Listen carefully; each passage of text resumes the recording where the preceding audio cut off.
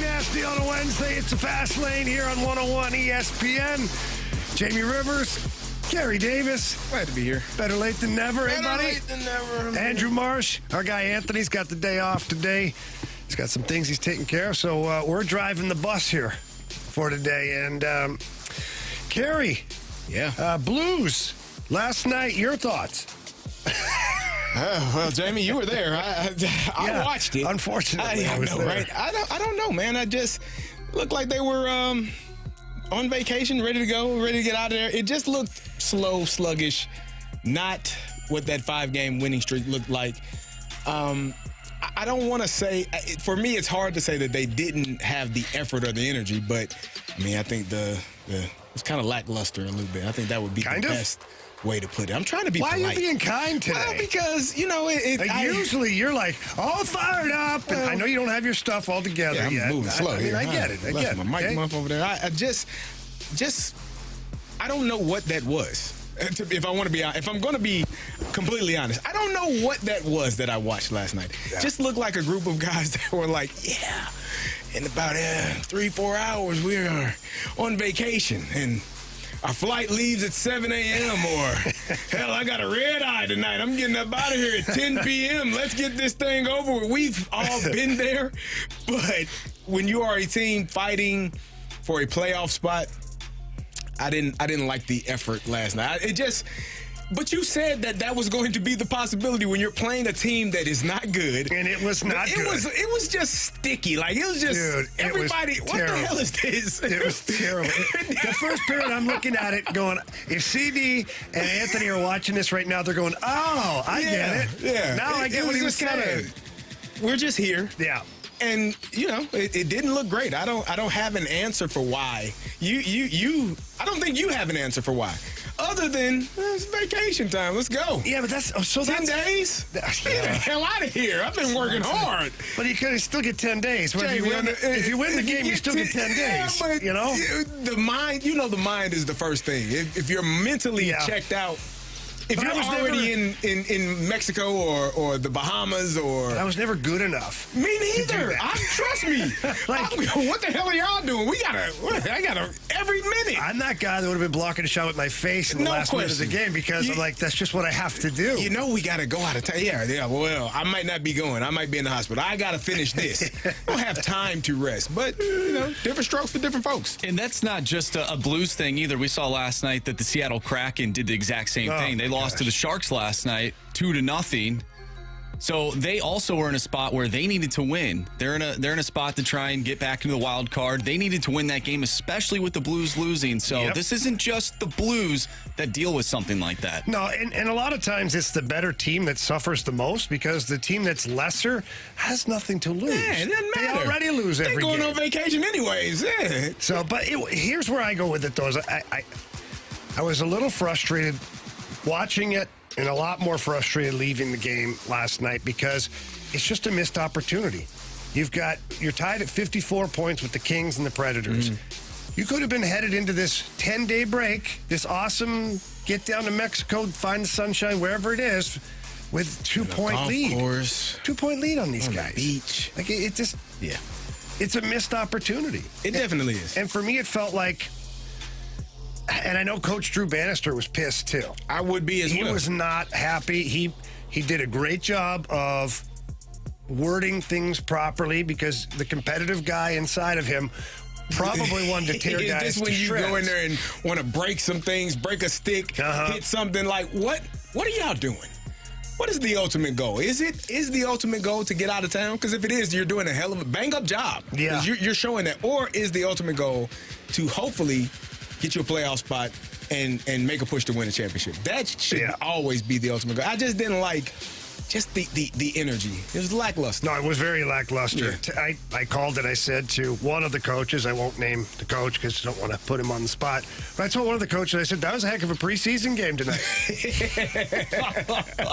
But he agreed. It was not worthy of... 1-0. Like neither team wanted to win. We're just here.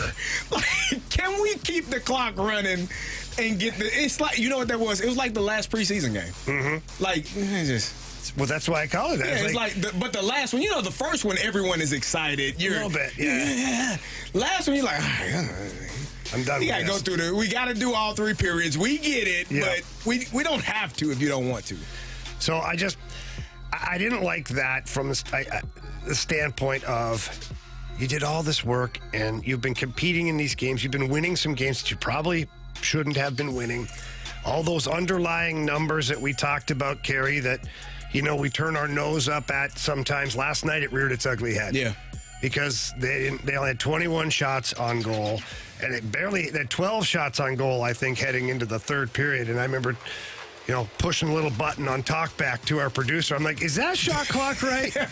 And he's like, yeah, it is. I'm like, how do you only have 12 shots on goal at this point? Like, usually you have 12 shots in a period. Right. So it just wasn't a good effort. I didn't like it for a lot of reasons, but I just felt like this team had been taking steps in the right direction, competing more, saying the right things, doing the right things, and that effort just fell flat, man. Who does that fall on? It falls on the players, man. Because I was standing right there. Is there a specific player? Like, is it fall on the captain? Dude, does it everybody. fall on? No, it's like everybody. Everybody just said, the hell with it tonight.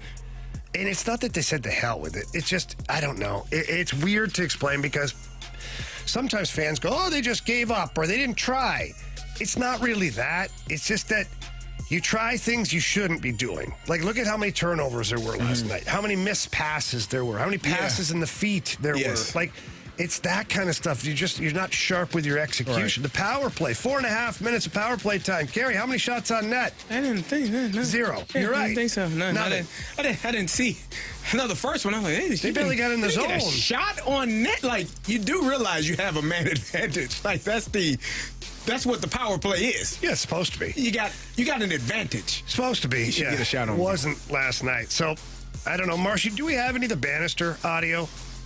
We'll dig that up for another time here later on today. But, the Blues effort for me was concerning just because if this is a team that wants to make a playoff push, and Doug Armstrong always says, the team will tell me what my job is at the deadline. Right. And I feel like when Army let Chief go, I feel like Army kind of declared, like, this team is not good enough. Mm-hmm. Let's see what we have with a new coach and see if we can move the needle a little bit. Right. It did move. It's moved quite a bit. They've played better hockey. Yeah. But last night to me was just like, dude, is this what, like, for me, who is what did that tell you? So here's it is. So for me, last night I had a moment of reflection where I was like, are some of these fans right? Mm-hmm. Like, am I the one that's believing in something that isn't? Like, am I seeing something that is, like, are they right? Is this the team right here? I would, here's what I would say. Let's look at them when they come back from the break.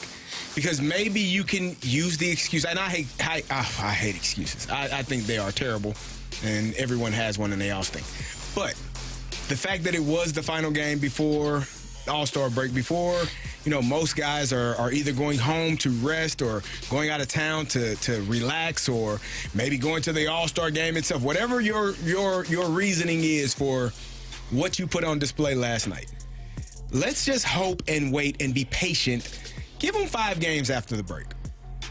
And that will probably give you the true story of who this team is. Yeah, but that doesn't absolve them from what they did last night. Because you should win that game. It's a winnable game. You don't get any shots. Why More don't than you winnable game. I don't know. It's the fans' fault. They weren't yelling last night. No, we can't put loud enough. We can't put anything on the fans. They were there. They showed up. Yeah, there were a lot of people didn't yell. There. It was Rizzuto night at the Blues game, too. Riz was there. Rafe, Moon, Learn. That's probably why they lost. A lot of losing in the building. Oh, wow. That's well said. Well said. All right, we're going to take your mic drops, too, because I'm curious, because I'm looking at the text line, and some people are like, yeah, that's a terrible game. Other people are like, it's just one bad game, guys, chill out. So we want to know your reaction. Leave us a mic drop, the 101 ESPN mobile app. You just click the little microphone there and leave us a mic drop. And also, you can call 314-399-9646 and leave us a voice message on our Air Comfort Service text/voicemail line. And today's question is, what's your trust level with the Blues heading into this All-Star break? Now, how do you feel about this team? And do you agree with us with our assessment of last night, or do you think we're overreacting? I don't know. I don't think we're overreacting. I don't think so either. But we'll get into all that throughout the show. When we come back right now, can the focus on the field/ice come off as being an a-hole rather than just a competitive guy? It's a good discussion that I want to have with Carey, because I think that we've played with guys like this, and we might even be these guys at times. We'll get into that next here in the Fast Lane on 101 ESPN.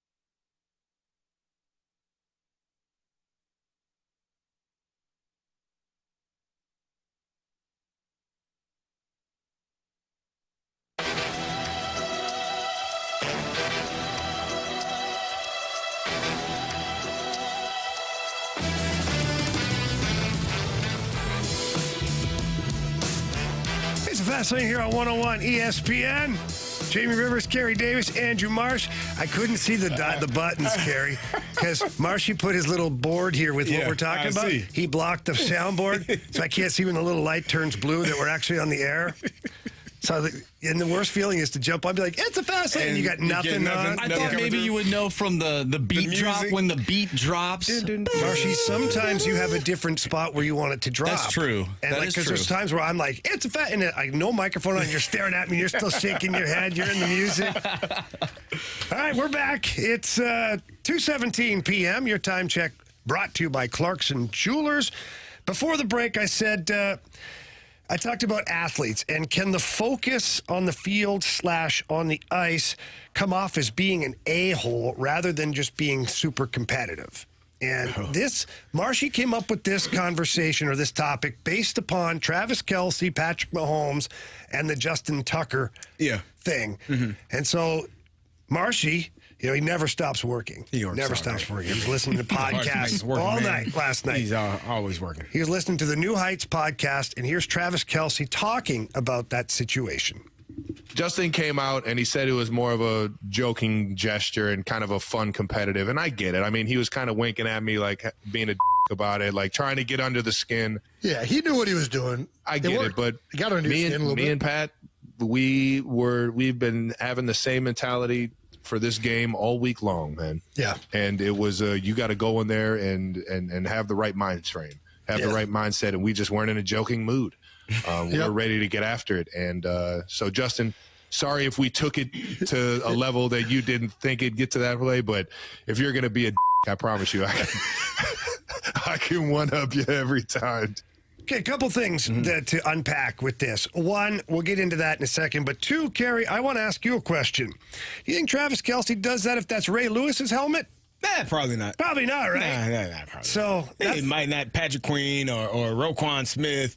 You probably you probably just walk away or move you just your don't drill bother. down a little bit. Yeah, So that's why it kind of bothered me. To me, it was a situation to picking where on a guy that can't fight kicker. back. Yeah, what was a kicker gonna do? Nothing. Like exactly. So I didn't like that. But the bigger question that we set this whole segment up for is, at what point does competitive become being just a jerk out there? And so I'll give you an example. Okay. Every time I got traded, I always played against my former team like hard. Mm-hmm. Like there was no free passes. Yeah. And I had some bros on those teams, like former roommates and guys I played with. And love guys. Went to battle with. Yeah. But the first thing I'd do is find somebody to light them up like a Christmas tree. You should. Just boom. And they'd know, like, okay, like he's here to play. And I made a point of it to where at morning skate, I wouldn't even talk to anybody. Yeah. Like there's no broing up. There's no dabbing. There's no no. I'm walking by. I'm going to my locker room. I almost on purpose let it be known like this, like it's coming. Yeah. Like, so don't, like, there's no confusion here. I'm not smiling in your face now while I'm slashing in the face later. It's just going to be like, it's business. Yeah. So I always felt like it was okay to be an a-hole. It was okay to be the jerk out there from the puck drop to the final buzzer. Yeah. And after that, like, we can go have beers. Definitely. And I did. Trust me, lots of them. And sometimes we laugh because you get into it with your buddies, and then you're at the bar later having a couple cold ones, kind of giggling. What the hell is wrong with you? But for you, is there a threshold? Like, is there ever too much? No.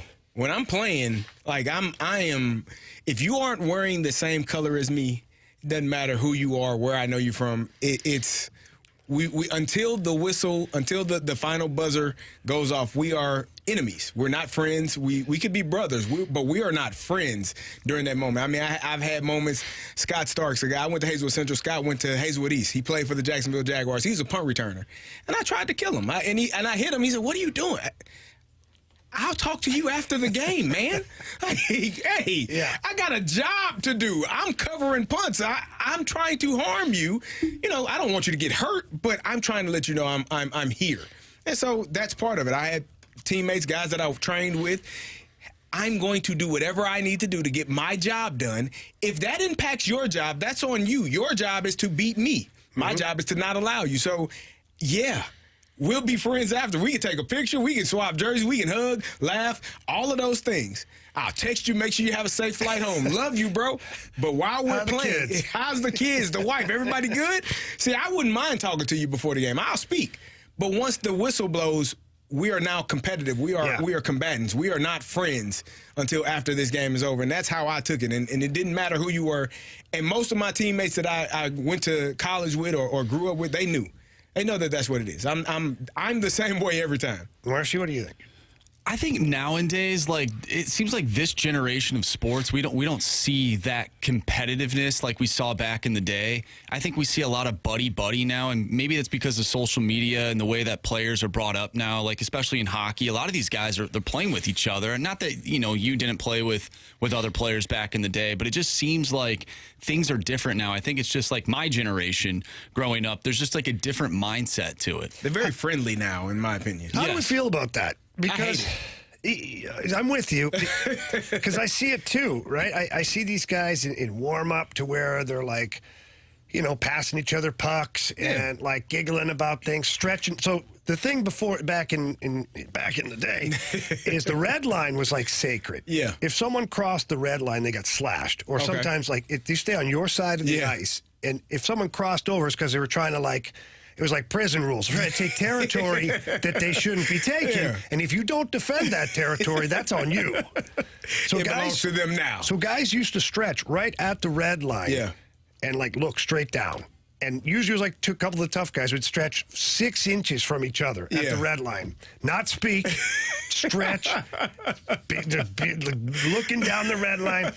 But now they're stretching and they're shin tapping each other and they're like giggling away, and it's like, so I don't know, am I the old curmudgeon get off my grass guy now? I think because I see it, I think it's different now because, like you said, a lot of these guys play youth sports together or minors together or but I did that too. But they are also keeping up with each other on social media and they're liking each other's posts and you're, hey buddy, go get them. I just feel like we can do all of that. But at some point, you are trying to take something from me that I want to keep. I want to win. And so if that means I have to hit you hard, well, then you just got hit hard. Don't get hit. If you don't like it, do something about it. But at the end of the day, I'm not going to lax on my part because we're good friends. I'm going to take care of business. But I just think now the friendliness is so much more important than the competitiveness, and I don't like that. And I think going back to this clip that we played, Justin Tucker, while he is the kicker, right? He's not grinding it out on the football field. He's just out there to kick the ball. I think it showed where his mindset was compared to where Patrick Mahomes and Travis Kelce's mindset was. Whether or not they were dialed in, and that is why they're in the Super Bowl almost every single year. They're in this game 6 straight AFC championship games. They're in that mindset. They've been there before. Yeah. They're dialed in, and that is why they won that game. Yeah, I mean, Justin Tucker can have fun. He can do – sure. Kickers are different people. And some people don't think they are people, but I think they are. But they are different. It can be a big part of your team. Yeah. They can be. Or they can miss wide right and no one speaks to them. So it's a hit or miss. Yep. But like I said, if that were – and then I had people asking, well, why is he on that side of the field? Kickers usually get, availability to kick from both ends just to see how the wind is going, how far they can kick out. And they're kickers. So nobody really concerns at the themselves. Goal line, though?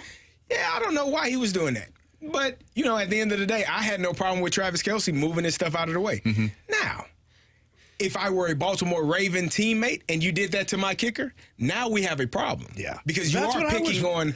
But normally the kickers are out there earlier, and maybe Patrick and Travis just got out there a little bit earlier to do their warm up. That's probably their pregame routine. Yeah, still. But I would have liked a Raven player, preferably a defensive tackle or a linebacker. Hey, don't do that ever.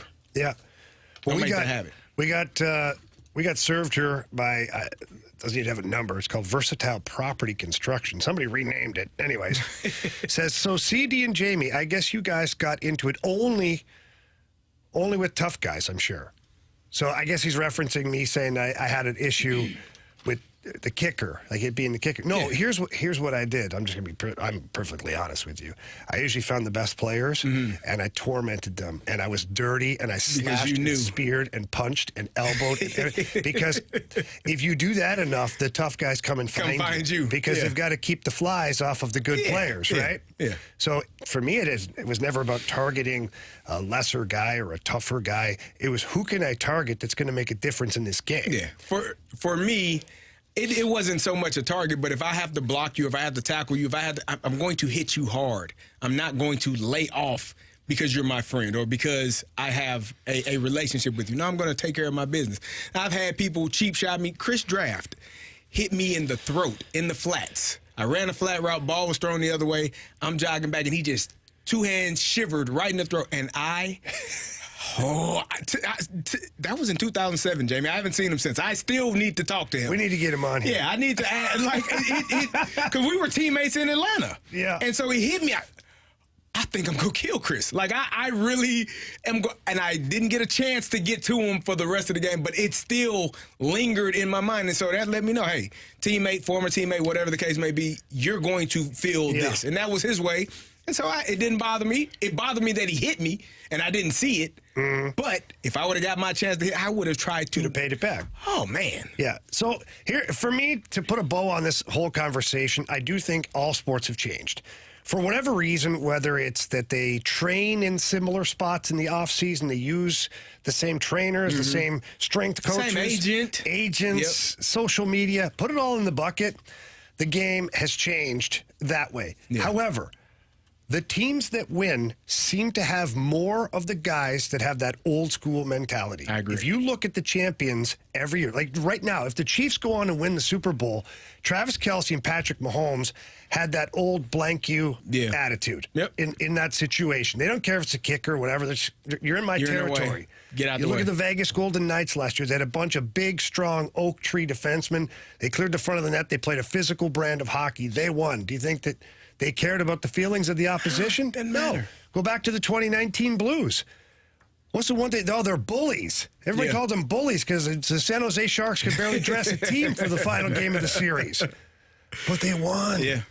So for me, welcome to the new age. It's fine. But the teams that rediscover or that are able to click into that old school blank you mentality, I feel like they win more than they lose. I agree. It's because you have to have that mentality where you don't care about anybody on the other side. It's all about us and what we're doing. And if you get in the way of it, we'll take care of it. Absolutely. That's the best way to go about it. He's Carey Davis. I'm Jamie Rivers. Andrew Marsh in here today. Our guy Anthony's got the day off. We're going to get into Blues Q's. So send any questions that you have regarding your St. Louis Blues to the Air Comfort Service text line 314-399-9646.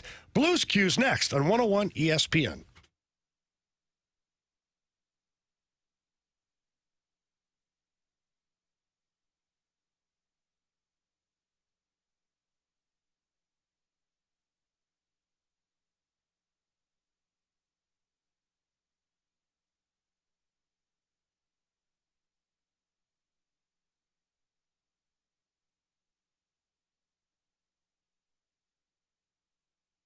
Hey, fellas, it's Carey, and if you are a man that is struggling with going to the restroom, maybe you have a feeling of wanting to urinate but can't, straining while you're urinating, maybe the feeling of not being able to empty your bladder completely, possibly waking up multiple times at night trying to go, but you just can't. Well, if this is you, you could be suffering from BPH or an enlarged prostate.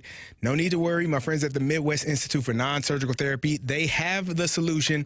Dr. Akinwande has the solution. The non-surgical part is the part I want you to hear. This procedure is minimally invasive, and if you've talked to doctors about these issues, you know you've talked about some of the complications, some of the risk. Well, this procedure has lower risk of complications. It has no hospital stays, no sutures, no scarring, or general anesthesia, and relief from the uncomfortable symptoms that I mentioned above, all while being allowed to resume normal activities within a few days, feeling better, feeling relieved, and after the procedure, most men notice a difference within a month or two. Best part about it is covered by most insurances, so stop waiting, get going. Reach out to mintstl.com today to schedule your appointment. That's mintstl.com, and tell them Carey sent you.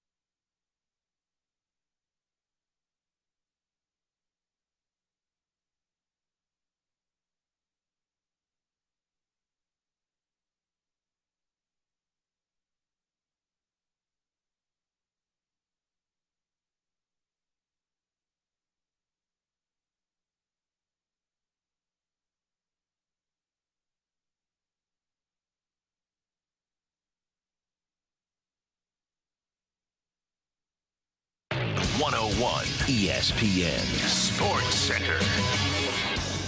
I'm Andrew Marsh. It's time for a Sports Center update. Driven by Johnny Londoff Chevrolet and Johnny Londoff Autoplex. The Blues lost last night to the Columbus Blue Jackets by a final of 1-0. They are now heading to the All-Star break and will not be back in action until February 10th. They'll take on the Buffalo Sabres.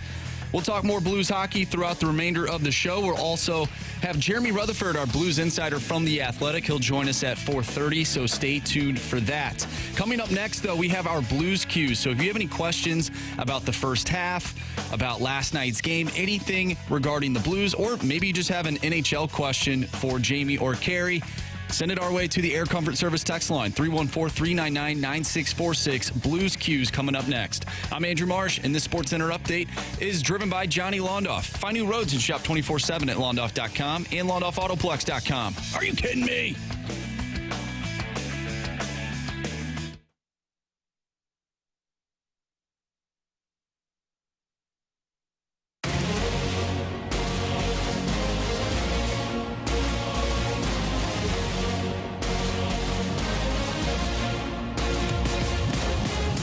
Now, it's time for the Fast Lane's Blues Cues. Welcome back here to the Fast Lane on 101 ESPN. Jamie Rivers, Carey Davis, Andrew Marsh, Anthony Stalter got the day off today. We asked you for Blues Cues. Any questions regarding the Blues? Again, text in Air Comfort Service text line, 314-399-9646. Marshy, what do we got? All right, from the 314, how is Jordan Kyrou progressing defensively? Last night, he slowed down on the back check that ended up leading to the goal.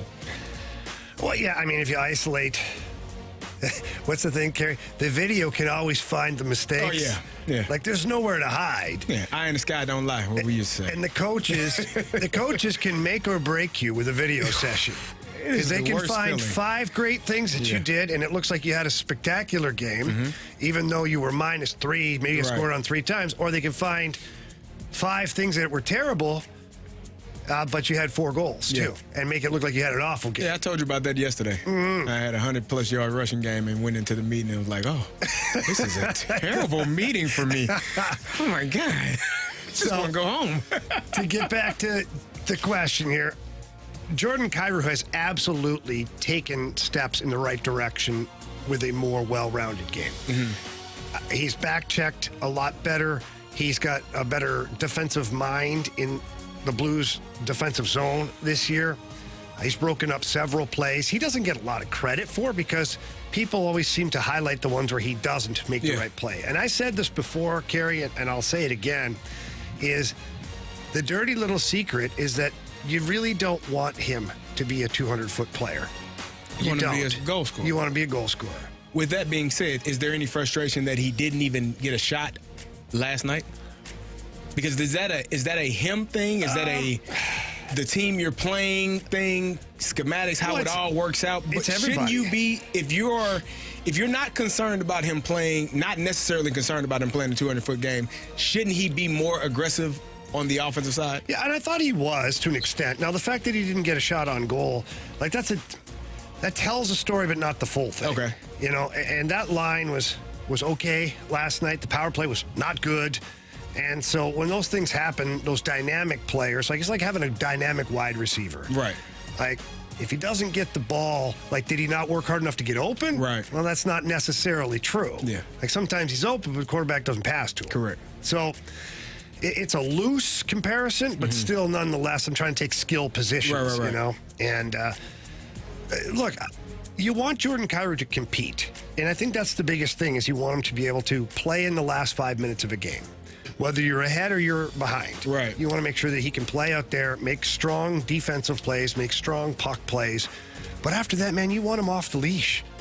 Well, let him go. Yeah. Like, go. This is why he's in the NHL. He didn't get to the NHL being a defensive player. No. Do what you do. Do what you do. Yeah. So, yeah, I guess a long-winded answer to yes, I think he's playing better defensively. From the 314, hey guys, my question is, at what point do we stop calling the Blues a retool and start calling them a rebuild? I was at the game last night, and I do not see a very good product on the ice. Is that all year or just last night? Like, I guess that would be my bounce back question would be like, do you think you're not lucky? If that was your first game last night, you may not go back. You may not go back. But if was the first time you saw him, you're like, oh, what the hell is this? Here's a side question. Here's a side question. Did you guys ever have that idea going into a game that you wanted to play your very best because there could be someone watching for the first time and you know that you want to try and make a fan out of them? I never had that, but I always played like every night I'm playing for every other team to be watching me. There you go. So if I need all 31 of you guys know I'm here. If I need a job at some point, I've done my job, and they've noticed me for the right reasons. So, And you always played really good in L.A., too. L.A., New York. I never had to. a bad game in those cities, Carey.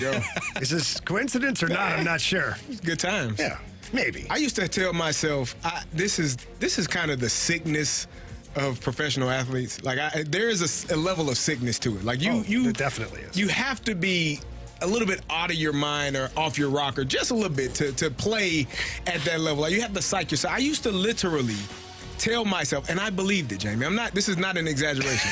I used to tell myself I was the best player on the field. And I literally believed it. Like, I'm the best. Like, Troy is over there. He's a Hall of Famer. Ben is right next.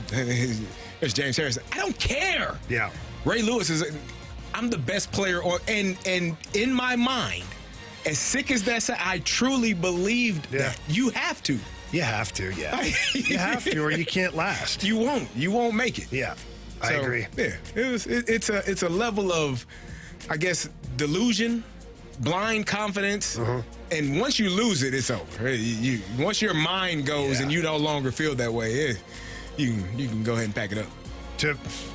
To answer that, I don't think it's time for a rebuild. Again, I've said it 10,000 times. The contracts, the players that you have, you got some young additions that are going to come and help really quickly. Which would make it a retool. Which would make it more of a retool, yeah. From the 636, do you think Colton Parayko could someday be a Norris finalist? No. And here's why, is he doesn't score enough points. As crazy as this sounds, and this is where it just rips my soul out, is the Norris Trophy used to go to the best defenseman. Right. There was a guy named Rod Langway. He won it 2 or 3 times. I think he scored 1 or 2 goals. I think he had 6 points one year. But he was so good defensively that he won the award, which was made for a defenseman. Somewhere in the 90s, it started to change. And guys that got a lot of points started winning the Norris Trophy. And now, last year was Erik Karlsson. Yeah. And he's terrible. Yeah, but he scores a lot. But he scored over 100 points. Everybody likes to score. He was minus 75. He was on a terrible team. Okay, exactly. Well, no, I'm just saying he was on a terrible team. And look at him now. He's not on a terrible team this year, and he's terrible. Again, he can't even put up the numbers. I'm just saying, Erik Karlsson is not the best defenseman. If you're telling me Erik Karlsson is better than Victor Hedman, Cale Makar, Quinn Hughes, no. The answer is no. He's not better than Alex Pietrangelo. He's not. But he scores a lot of points. He scores a lot of points. But it's all high risk. Yeah. So he doesn't care. He goes down the ice, tries to score a goal. Doesn't care if he get beat on the back. Doesn't even care. Got my guy. Yep, I had my guy. I got my assist. Make sure I got that there, Mr. Referee. As Anthony says, he's a good player on a bad team. Exactly. 100%. Now, he used to be a really good defenseman when he was with Ottawa. He was still very offensive-minded. For sure. So, again, I'm not being tough on Colton Parayko here right now. I absolutely love the guy, and I think he's playing amazing hockey. He's not a staple on the power play, which that's a qualifier, kind of. If you got to be an every situation guy, and I know he's been on the power play, but he's not a staple on the power play. So, unfortunately, I think that will kind of hurt him in voting Fields or Porters or whatever the hell you want to call it. Carey? What the kids say. Yeah, all that stuff. All right, let's see here. We're going to get into a topic that, my God, I have been waiting for this one, Carey. I have been waiting. This is one that I can't believe it took this long for Marcia to even come up with the idea. I've been thinking about it for years. Is Tom Brady the greatest leader of all time? We'll get into that next here with my boy, the GOAT, on 101 ESPN.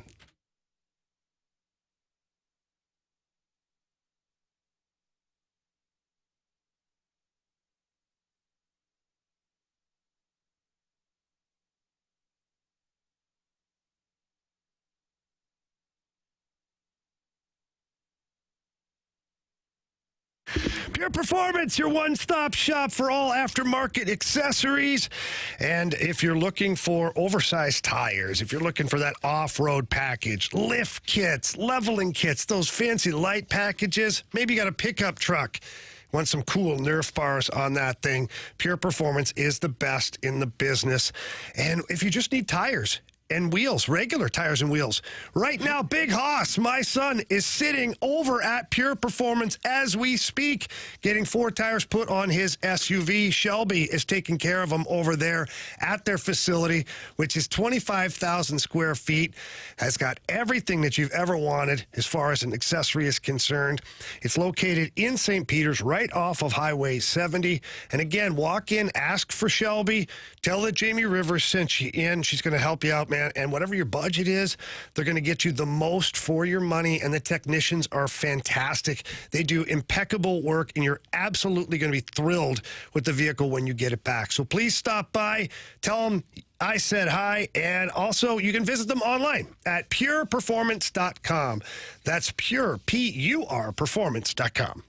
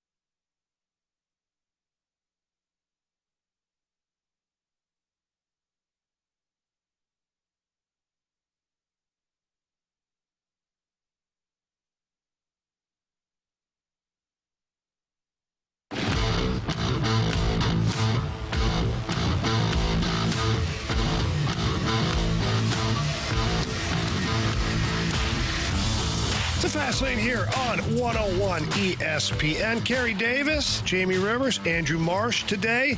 We'll be driving the bus here with our guy Anthony off for the day.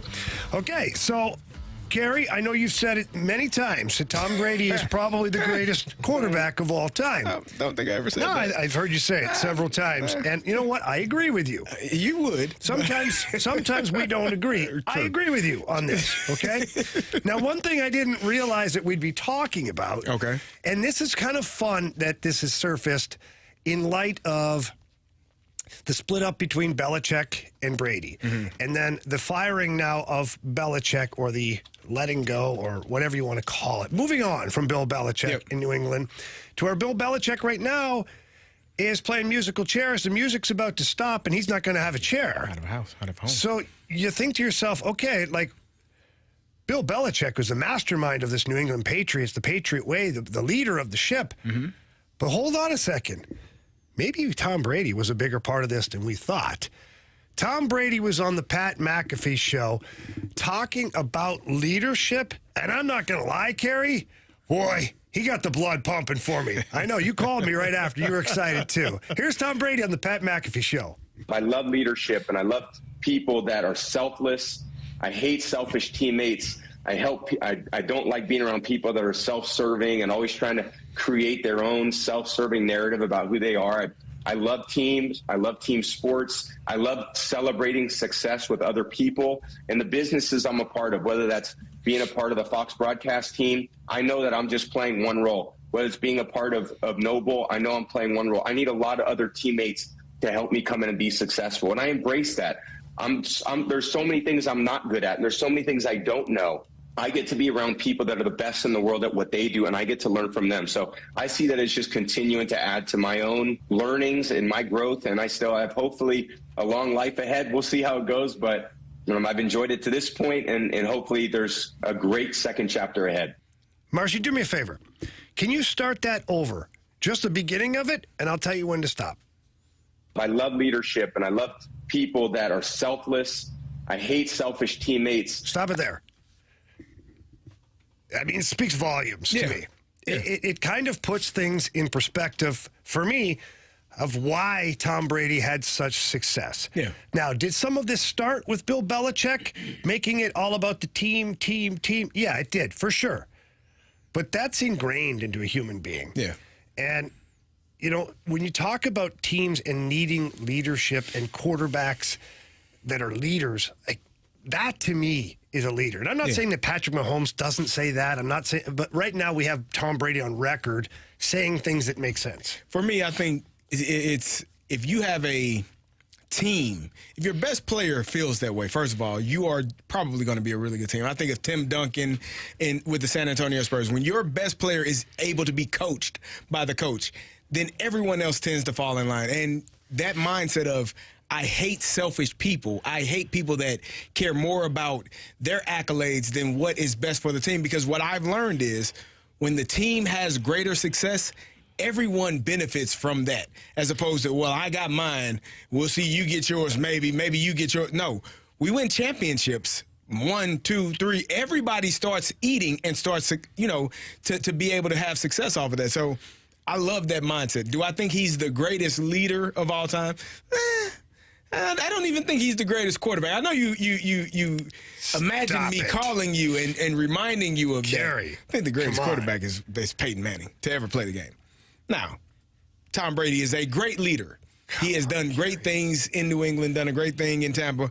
He has won championships more than anyone else. So he's done a great job. But for me, when I think of leadership, I often go to coaches. I think of a guy like Tony Dungy, for me, was... Really? Oh, my goodness. Coach Dungy? Do tell. Coach Dungy would not speak above this level here. He didn't yell. He wasn't a in-your-face yell, scream, and holler kind of guy. My rookie year, one of the offensive linemen had an issue with the O-line coach, took his helmet off. F it, you do it. And sat down in training camp. Literally went to sit down and did not participate in practice anymore until Coach Dungy went over, tapped him on the shoulder. Don't know what he said because he talked like this. Whispered in his ear. The guy got up, grabbed his helmet, went back to practice. Whoa, what in the hell just happened here?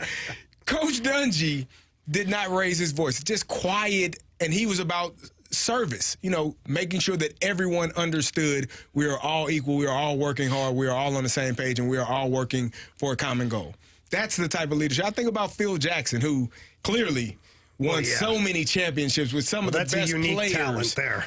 To be able to get to every player and reach them where they are and get the best out of that player. Well, especially so many talented players. Yeah, and then the guys that aren't as talented. Like, how do you get them all to meet at a place to get you a championship caliber team?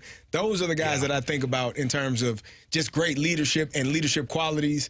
Tom Brady, obviously, on the field as a teammate, you couldn't go wrong with him as a leader, though. This sort of reminds me of the conversation we had yesterday when we were talking about Ollie Marmol, and he said that the team wants to have that achieving mindset, whereas some players had that mediocre mindset. And to try and make this like a local thing, like it seemed like the Cardinals this past year did not have that. There's a few players that I think that everyone has, at least one that they have on their mind right now that could contribute to this conversation. And I feel like that's why that team did not gel well, is because they weren't working as a unit. Maybe some of them were working as individuals. So the biggest hurdle that happens when you have talented teams is having proper leadership. Yes. And I played on lots of very talented teams. We had some awesome teams here in St. Louis. Hell, we had Brett Hull and Wayne Gretzky on the same damn team. Trust me, we were good. We had good leadership, too. We really did. We ran into a Detroit Red Wings team. We know, the double overtime goal by Steve Yzerman put us out that year. But we had good leadership amongst a group of very talented individuals. Right. Now, if we hyper-focus for a second on the goal scorer, Steve Yzerman, this guy might be the greatest captain I ever played with. Really? It's wild. I go around the locker room when I was there, and it was just Hall of Famer after Hall of Famer in that locker room. And nobody challenged Stevie. Yeah. It was crazy, because it could have. Right. Like, is Steve Yzerman a better player than Brett Hull overall? Probably not. Does he carry a bigger name than Chris Chelios or Nick Lidstrom? Or Right. I don't know. He's probably right there, but guys could have challenged him. Because there were guys in that room that are Hall of Famers, too. Yeah. But nobody did. And Stevie was a quiet leader. He'd get to the rink, be on the ice 20 minutes before practice. No like whistles and bells. Just put his stuff on and go out there. And I remember I sat right beside him in the locker room, and he started asking me, hey, you want to come out, pass some pucks around? I was like, yeah. if Steve Yzerman's doing it, why am I not doing it? Yeah. And so I started going out there and working on my game with Steve Yzerman, and then more guys came, and then more guys came out. Then we had a goalie out there, and all of a sudden it became infectious. And then when Stevie got up in the middle of a game in the locker room and just said something simple, he would target a player. That crap's not good. That's not going to fly here. Yeah. We don't do that here. Yeah. And that guy may have been Brendan Shanahan. Right. And he's like, hey, Shanahan, no, that's not going to cut it. We need more. Yeah. And, okay. And we go out there. Do. And then that player would just raise the level of his game. Yeah. So, to me, it's very unique when you have a leader that is respected by the coaching staff, Tony Dungy and guys like that. It's so important. It's integral to the success of the team overall. And like I said, it helps when your best players are the ones that are doing it. If your best players are the ones that keep everything in line, if they're the ones that can be coached hard or talk too hard, then how you talking to him? I guess I better get my bleep together, because who the hell am I if you're talking to him like that? Or if that's the expectation for him, that's the expectation for all of us. We are all held accountable to a certain standard. And when you do that, you usually have a championship team. When you don't, when teams let things slide, when teams or coaches allow things to kind of be pushed under the rug or get away with certain things, that team's not going to be good.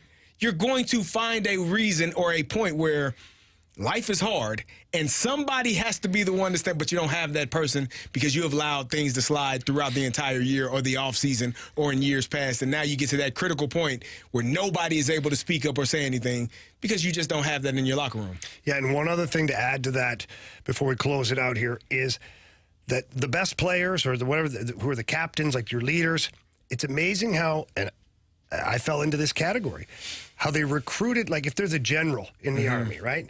They recruited a bunch of sergeant at arms. Yes. So guys who didn't play a lot, guys who were role players, bubble guys, blue-collar guys, they always found a way to make those guys feel important. Right. So then when you had to toe the mark on that team, that football team, that hockey team, that soccer team, whatever, and you got called in to a meeting to be a part of something, or you were made privy, that all of a sudden the sergeant-at-arms guys are the ones that carry out the duty. Yes. And the general doesn't have to say much then. I was that for the running back room. Like, hey, them guys, got you.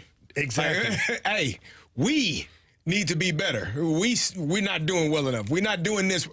This offense can't succeed if we don't handle our part. And so every position group would have a guy, and you would have a guy over everybody that made sure everybody was in line. So, definitely. It's amazing how that works. And the best teams figure it out. They find the right guys, and they figure out the pecking order, and they have the most success. Yeah. So. All right, coming up here, we're going to continue our good discussions today. And how much runway should head coaches get in professional sports? I think this is an interesting question, and I think that there's varying answers depending on the sport. So we'll get into that next here on 101 ESPN.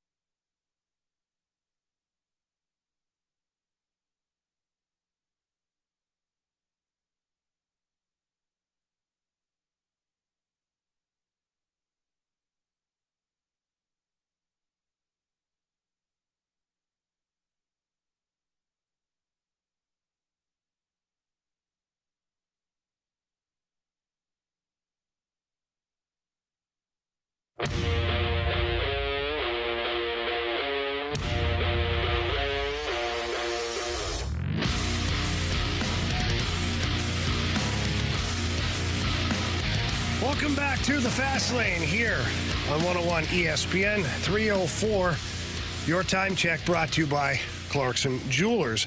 All right, we've had a lot of coaches here recently in the NFL and the NHL, all over the place, managers in baseball that are hired and fired. And so the question that our guy Marshy put together here today is how much runway should head coaches get in professional sports? Now, Marshy, since this is your brainchild, I want to make sure we go down the right path here. What was your thought with this? Yeah, so I was just looking around, sort of like you just mentioned, all these NFL coaches, and I think of college coaches as well. But I think it really came down to my thought process with Drew Bannister and what he's been able to do with the Blues. Now, I know they laid a goose egg yesterday. They didn't play well. I think everyone knows that. But I just had this thought, like, I feel like Drew Bannister could be that guy that can cultivate this team and really get them in the right direction. When I think of him, I think of a guy that just a really good dude that you just don't want to let down. And so I kind of came up with the question of, like, how much runway should we give him and just how much runway should other coaches get? Because I feel like sometimes if you want to build a culture, you need a certain amount of time to do that. I couldn't agree more. I've always talked about, in my own head, I call it the 5-year rule. If you hire a coach, it should be 5 years. And it's loosely based off of college, to be honest. Because I used to think all the time, like, this turnover of coaches, when a coach comes in, he doesn't even get his own recruiting class to even get there yet, and he's fired sometimes. Or even maybe he moves on. Right. So I've always said 5 years, and you could probably get a good idea as to what you have. And I don't know. The NFL is actually pretty good at hanging on to coaches. I think their tenure might be some of the longest in pro sports. Depends. I guess it does depend on the Wilkes. Yeah, that's true too. That's a good point. But in hockey, man, the leash is short. Yeah. Like, you have a bad season, you could be gone. I mean, you look at some of the coaching changes even this year. Like Lane Lambert, I think it's his second year in the Island, and Lou Lamoriello just said, "No, I'm good." Yeah. And fired him and brought in Patrick Waugh. So for me, 5 years would be the ultimate number to where you can get in there, establish your culture, get a draft class or two under your belt to where you've got some players that are actually the guys you wanted, not the guys you inherited. And so I don't know. That's my thought on that. For me, I think it's 3 to 5 years. I think the analogy of college coaching definitely makes sense because you'll see college coaches recruiting class, especially it's different now because of the transfer portal where you can get a guy that is a junior to come in and already have developed in another program, or a sophomore. When I was playing, or even 10 to 15 years after, you would have to get freshmen, seniors from college, from high school that are now freshmen in college. And it does take the 3 to 4 years for them to build up the strength to get acclimated with the college regimen and the program and going to class and how to eat and how to take care of your body. So 3 to 5 years for me usually is what you need, because that turnover, if you get there and are only there for 2 years, you're not going to make a difference. And the same thing for professional sports. I mean, we saw Adrian Griffin from the Milwaukee Bucks fired after 40 with a winning record, 40 games. And you know what? You're not good enough. Get the hell out of here. He was like 12 games over 500, what the hell too. are you talking about? We're second in the East. Why are you firing me? Giannis doesn't like you. You got to go. I think that's difficult when there's so much turnover and guys not getting the opportunity. It does take time to really have your fingerprint or your thumbprint on what the organization or what your roster is, what your team is. And if you don't get that time, it's difficult to really turn it over and really see the best version of that team. Yeah, I agree. So if we wind it back here to the Drew Bannister conversation right now, maybe not just Drew Bannister, but how long should the interim tag stay on a coach? Because I always find that interesting too. Mm-hmm. He's probably in the same situation that Ollie will be in 24. How does the season go?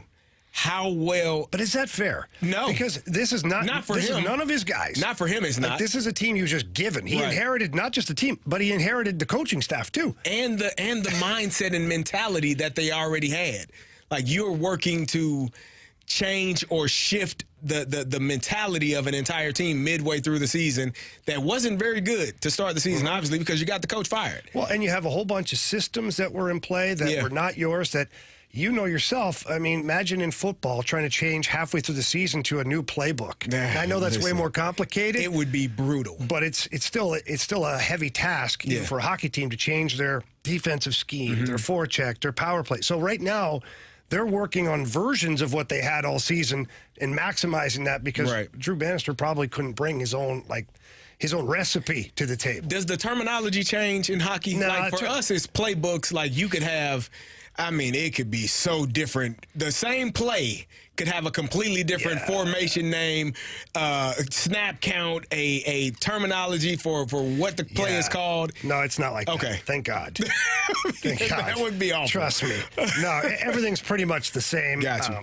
But nonetheless, it's still your systems that you play and that you're comfortable coaching too. So I'm sure Drew Bannister, for the last number of years that he's coached, he has systems that he plays that he's really good at coaching. That he's really good at finding the deficiencies and telling you how to improve it. And but he came into a team that was working on a whole new defensive system. Let's not forget about that. Craig Berube, Mike Weber, Steve Ott, they implemented a new D-zone coverage before the season started. So now you inherited that. So all of this leads me back to, how long should Drew Bannister be the interim head coach? And is he ultimately the guy you should circle to be the head coach next? And is it really resting on him having a good last part of the season when the GM kind of identified earlier by firing the first head coach that he didn't believe this team was good enough? I don't know. Here's the team. Good luck. That's a tough thing. I mean, I think Drew Bannister has done a great job, and one would assume that if you continue to do a good job, the interim tag would be taken off of you and you would get a deal. You would have an opportunity to lead these men and do it in the way that you see fit and how you want to put your systems in place and how you want to go about your day-to-day work. But do the Blues want to go in that route? They did that with Craig Berube. You fired a guy and Craig Berube had past head coach experience in the NHL. But you still did the same thing. He was the interim coach. Yeah, and he was right. And until when? Until he won the Stanley Cup. But I think it was known that, like, at the end of the regular season, I think it was known that he was going to be the guy. But nobody really wanted to address it because nobody wanted to mess with anything. Right. I don't want to change this. What if it changes this? What if it No, we're just going to let's leave the universe alone. Let it play out. Let's let it play out here. Even though we know he's going to be the guy, let's see how far we get here. I don't know. I just think it's an interesting situation. Does Drew, if let's say they make it to the conference finals, does he become the head coach going forward, or does he have to win it all? So is there a certain spot where you say, yeah, this is it, he's our head coach going forward? As far as I'm concerned, no, I'm not thinking to make the playoffs. They should hire him with this roster. Are you kidding me? One, Marcia, I don't like your negativity. I'm being optimistic. Two, I don't think it's fair to him to hang that on him like that. Okay. I think for me, if I'm evaluating the head coach, I have to look at how the team is responding to this head coach on a daily basis. Not the first chunk of 5 to 6 to 7 games, the coach bump, but I want to see what the last 5 to 6 to 7 games look like. If this team looks better than it did when he took over in the last 5 or 6, 7 games of the season, then that tells me all I need to know is that they have consistently listened and adjusted with this coach, and he's got the ear of the room. So that brings me to my final thought on this is who's out there that's better? Yeah. Like I guess I'm an angry individual when it comes to the recycle bin. Like, I don't like it either. Why do you think they're in the bin? Because they weren't good enough in the first place. Because they weren't good enough wherever, right? And I know Craig Berube kind of falls in that bin right now because he's a Stanley Cup champion too. He had very good success, and so I think that other teams, like if it's Ottawa or Toronto or somebody's looking for a head coach, I think Craig Berube's a perfect fit for them. But then to further that, who's the guy out there for the Blues? Right. Like everybody automatically says, Joel Quenneville. Listen, Joel Quenneville may never be reinstated in the NHL again because of the things that went on in Chicago. Yeah. And because of all the ancillary things that have happened in other situations with other coaches. And it might just be too much of a black mark for the NHL to say, we'll okay this. So if Joel Quenneville's off the list, who's better out there? You got a young coach. Yes, his first head coach gig in the NHL. but he's jumping into a tough situation, and I think he's done a really good job. I agree. I think he's done a really good job with what he had, with the mentality, like the way that they were playing when Craig Brewery was still the head coach. That to me, they what you saw last night is what you saw often. Yeah. Which, no fault to Craig Berube, bad players or poor performance gets good coaches fired all the time. And we were witness to that earlier this year. But what Drew Bannister has done with the same players, somehow, some way, has allowed them to shift the mentality. They go on a 5-game winning streak. Should have been 6. But they are playing at a much better pace, much better style of play with better temperament and effort, it feels like, on more consistent basis than they were previously. So I don't know. Do you move on from that and go to someone else that may or may not be able to get this out of them? That's the question, right? That's You're getting a firsthand look right now at what this team looks like under this head coach. Correct. If you switch it again, you might get a totally different reaction. You might not get the effort. You might not have the right systems. There's a lot of question marks surrounding door number 2. Correct. So it's going to be interesting to see how it plays out overall for Doug Armstrong, Drew Bannister, and the Blues. We're going to continue our discussion here. We're talking about teams and leadership and coaches and things. We're going to talk about how good teams become great and how do great teams remain great. This is something I want to get into with Carey because he's a Super Bowl champion. We're going to talk to him next about this on 101 ESPN.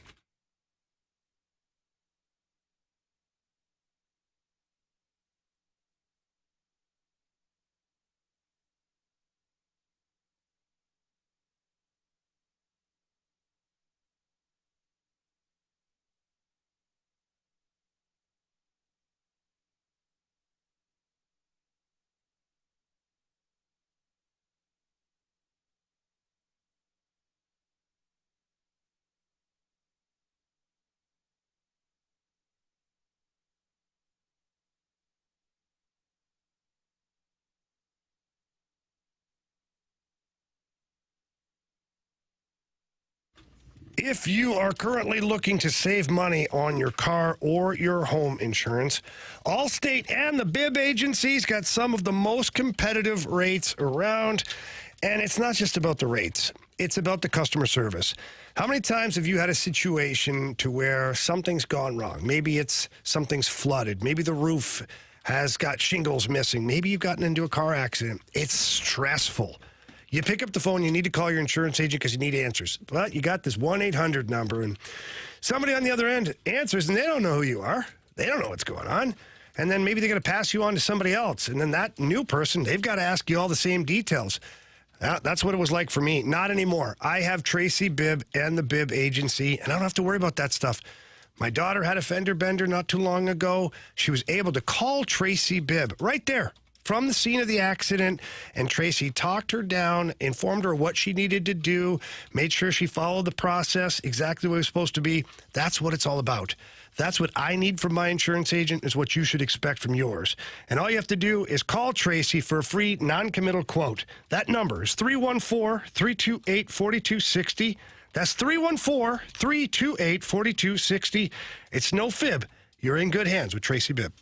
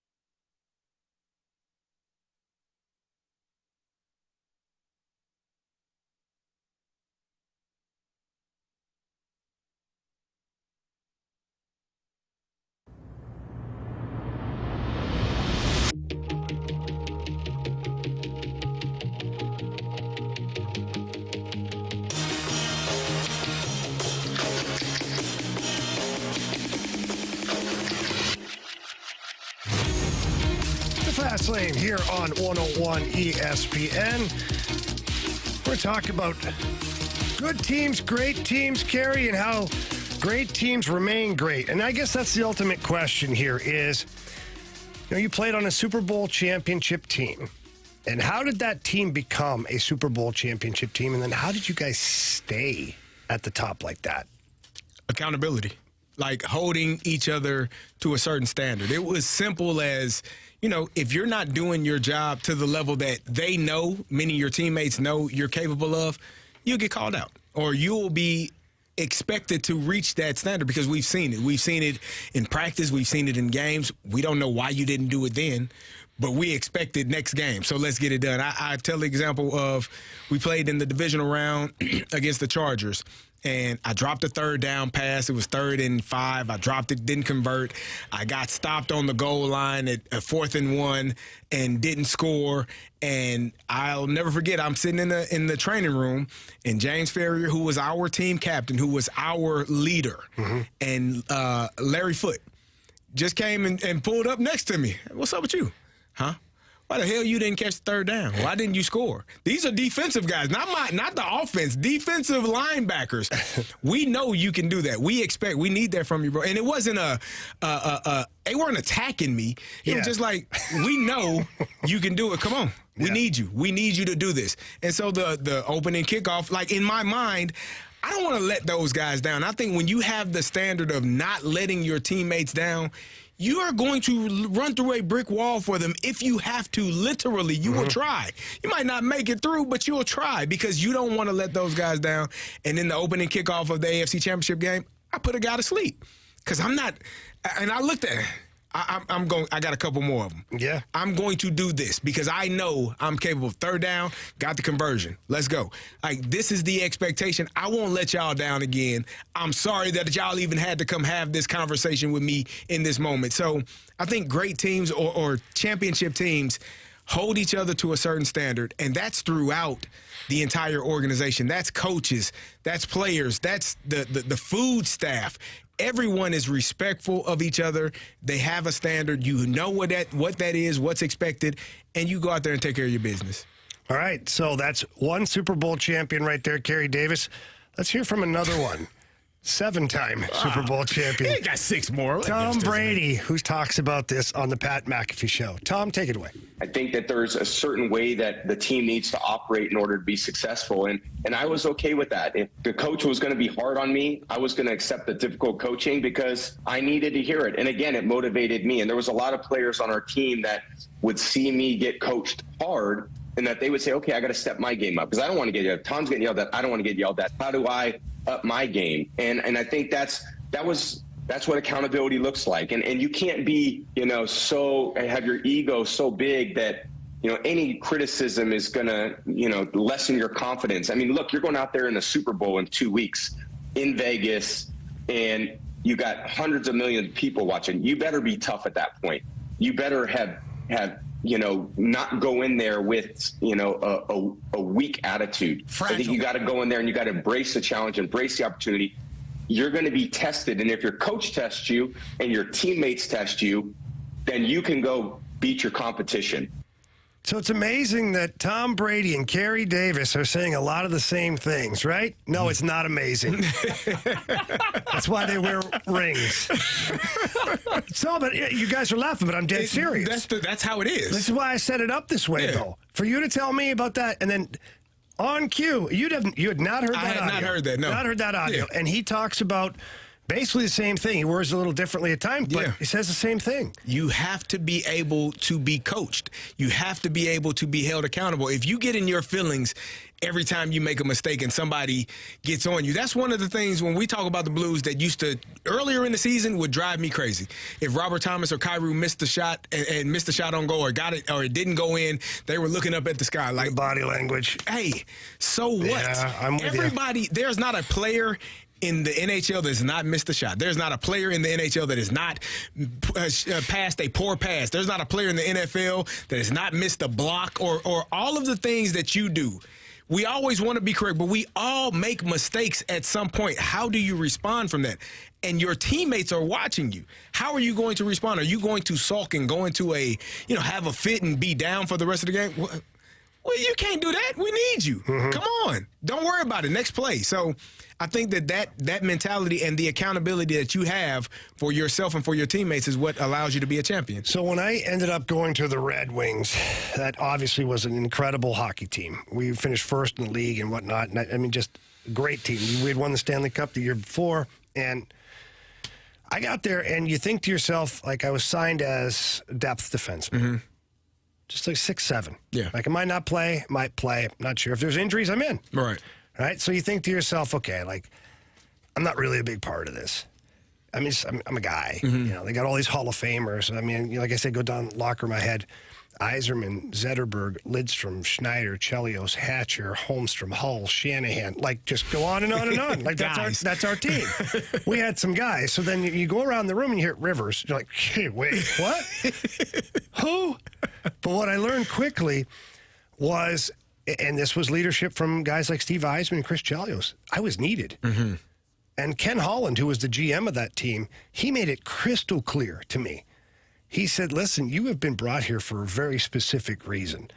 He goes, we need some guys that bang some bodies out here. We do not have enough sandpaper. We need a guy like you. We know you're a good dude. We know that you're not going to pout. You're going to work hard. Right. But also we know that you're skilled.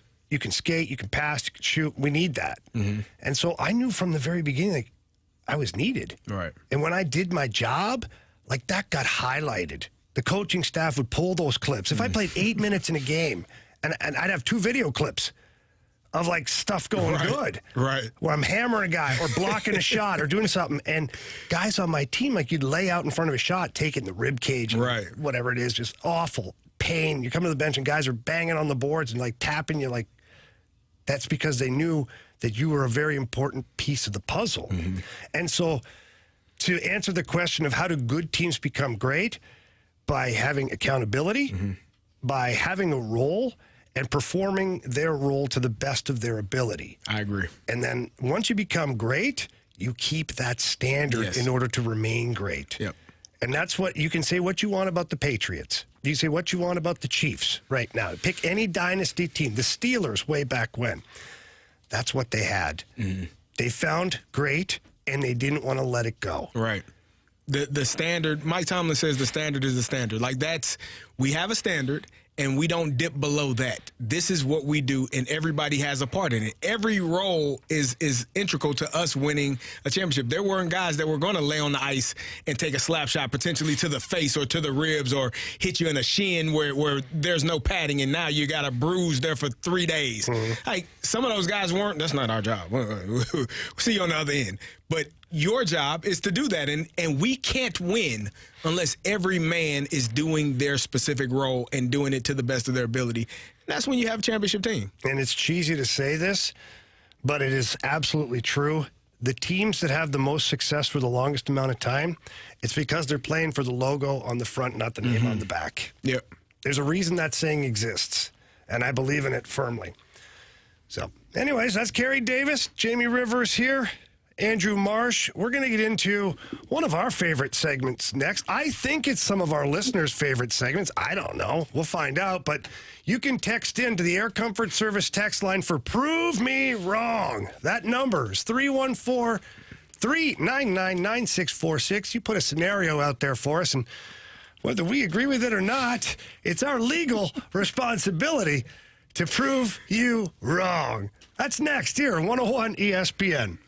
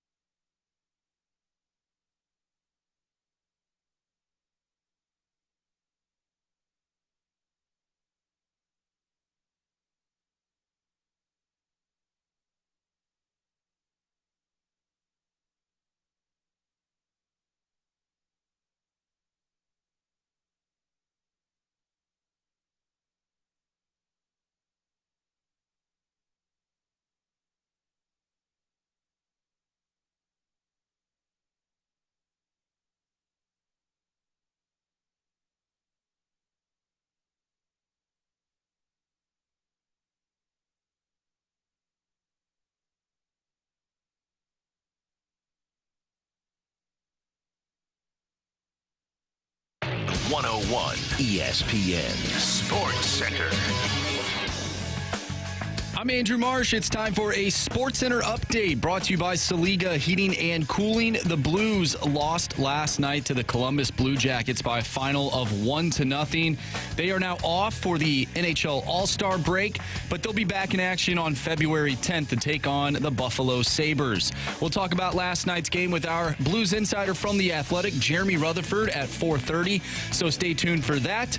We also have Prove Me Wrong coming up next, so if you have a Prove Me Wrong statement you want to send to us, make sure you do that using the Air Comfort Service text line 314-399-9646. Prove Me Wrong coming up next. I'm Andrew Marsh, and this Sports Center update is brought to you by Saliga Heating and Cooling, independent American Standard heating and air conditioning dealer.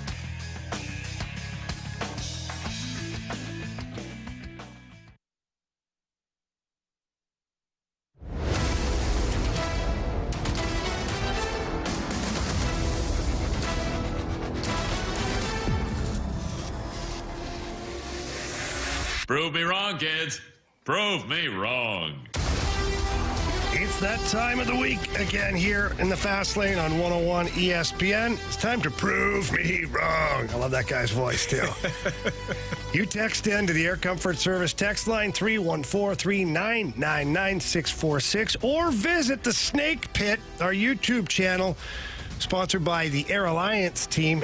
Drop one in there. There's lots of conversations that are always going on in the old Snake Pit. Snake Pit is awesome. All right, today we're minus Stalter at the law firm of Stalter, Davis and Rivers. Today it's going to be Davis and Rivers. Your Honor, what do you have for us? All right, let's start off with the 314. Prove me wrong. Music should not be played in a locker room or the room after a loss.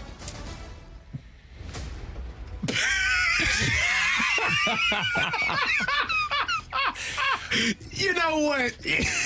There are so many games, especially in baseball and hockey and basketball, that, you know, one loss does not define your season, nor does it define, you know, the career that you may have. It's a game. You work hard, you do your best, and you try your best to get past it. And what better way to get past a heartbreaking, gut-wrenching loss than some of your favorite music from your favorite artists, right? It allows you to decompress, to really think back on what took place in the moment and how you will be better for the next game, for the next opportunity. It's just a moment to relax and get it out of your system. You no longer have that moment with you. It's gone. You refresh, and you get back to the moment of playing your best the next time out. Well done, Carey. I like that. Now, BT's talked about Ryan, son of a... BT talked about when he was with the Royals, they would just come in and start playing music and, did we not just lose the game? I feel like, though, and I've never been in a professional locker room, but maybe you guys could speak to this. There's a time that you let the loss digest, and then once that's over with, then that's when you start to... Yeah, I'm going to be honest here. Notice I didn't say football, because we got 16 each one. Yeah, no. The hell are we doing in there? There was never a song played in my locker room. Really?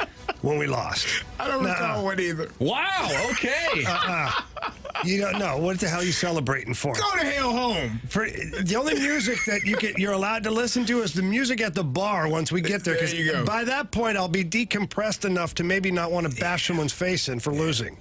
So I wasn't thinking like, oh, you're playing like rah-rah music. It's like there's different types of music that you would play. Funeral music either. What are we playing? Mozart. All right, let's move on. Hey, you guys got the point anyway. So, all right, this one comes from the Snake Pit from Gatorbait. Prove me wrong. Brock Purdy will not be able to scramble against the Chiefs the way he did against the Lions. Oh my goodness, this guy! You watch this guy?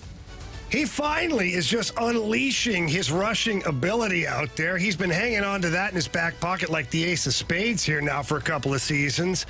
You watch him the last game against the Lions. The Lions have a formidable defensive unit out there, and he scrambles and finishes the day only 3 yards short of what Lamar Jackson rushed for. Tell me about it. This guy is just now uncovering this part of his game.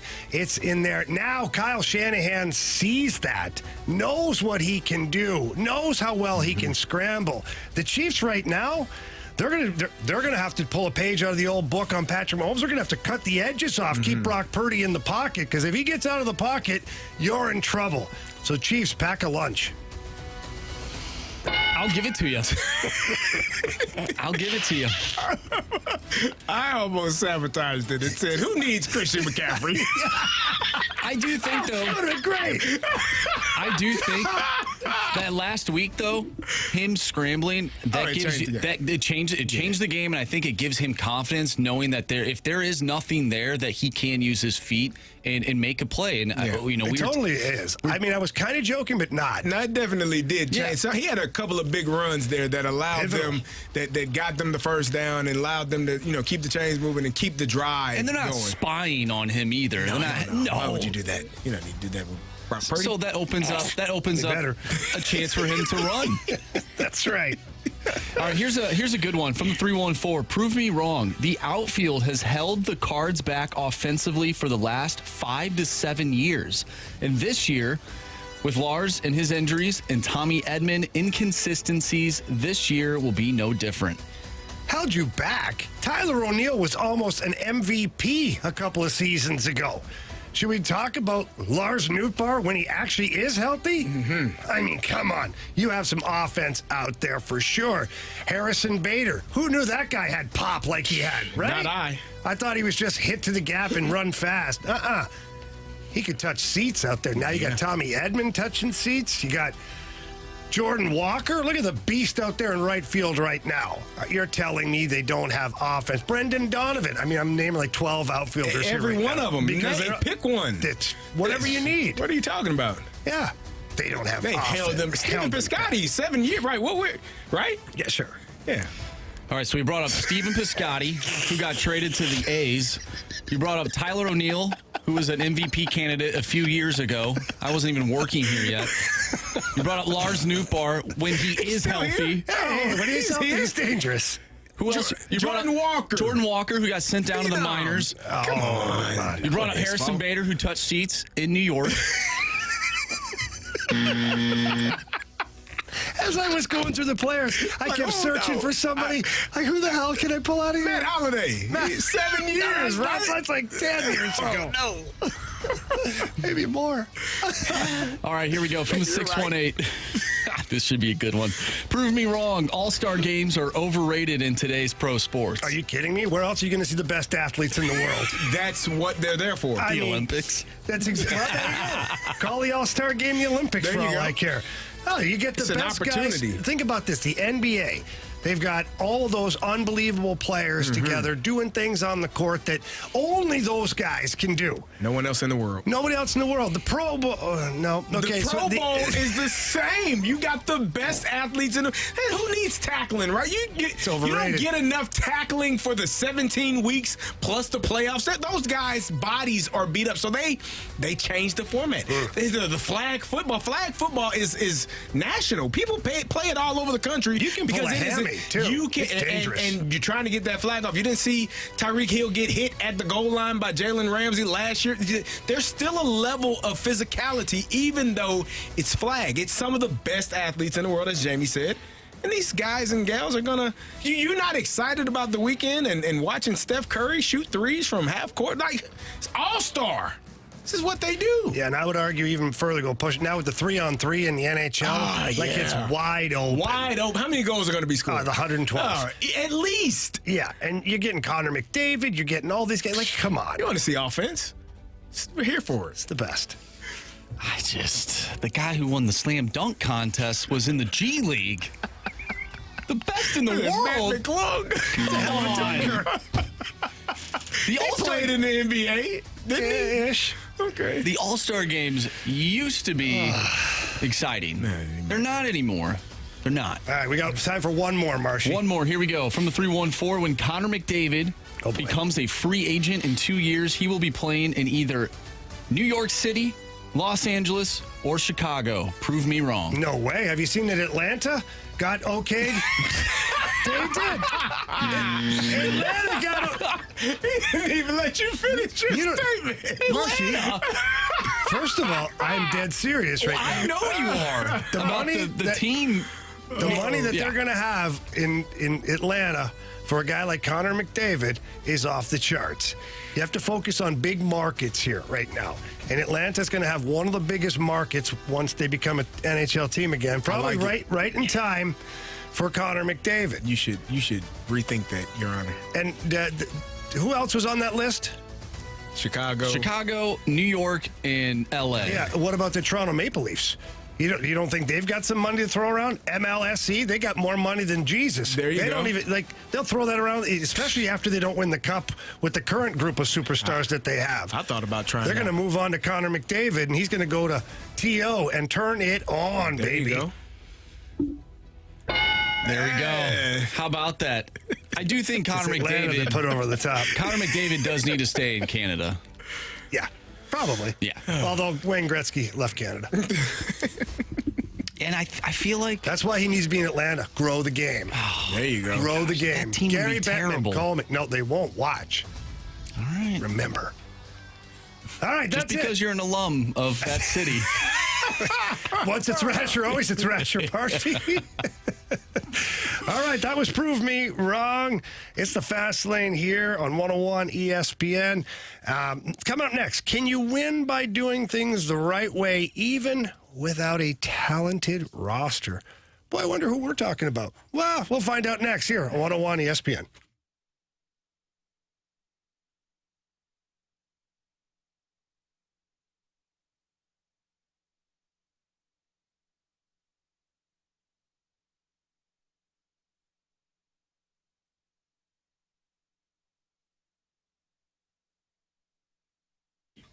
If you are looking to sell your home, or maybe you're just unsure if you should be selling your home, what's the market look like? Is this the right time of year? All of those questions can be answered easily by the expert herself, Gloria Liu, with Your Home Sold Guaranteed Realty. And there's a couple of reasons why. Gloria has the buyers. Gloria is able to guarantee the sale of your home in writing because Gloria already has the buyers. Thousands of ready buyers, and she's got over 20 years of exclusive experience in this industry. And she's going to sit down with you, too, and she's going to figure out that price.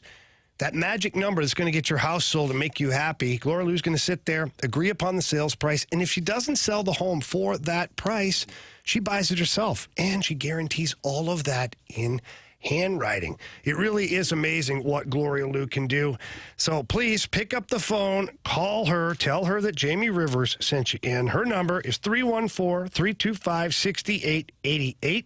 That's 314-325-6888. Or you can visit GloriaHasTheBuyers.com. Conditions do apply. Gloria and the seller must agree upon the sales price as well as the possession date.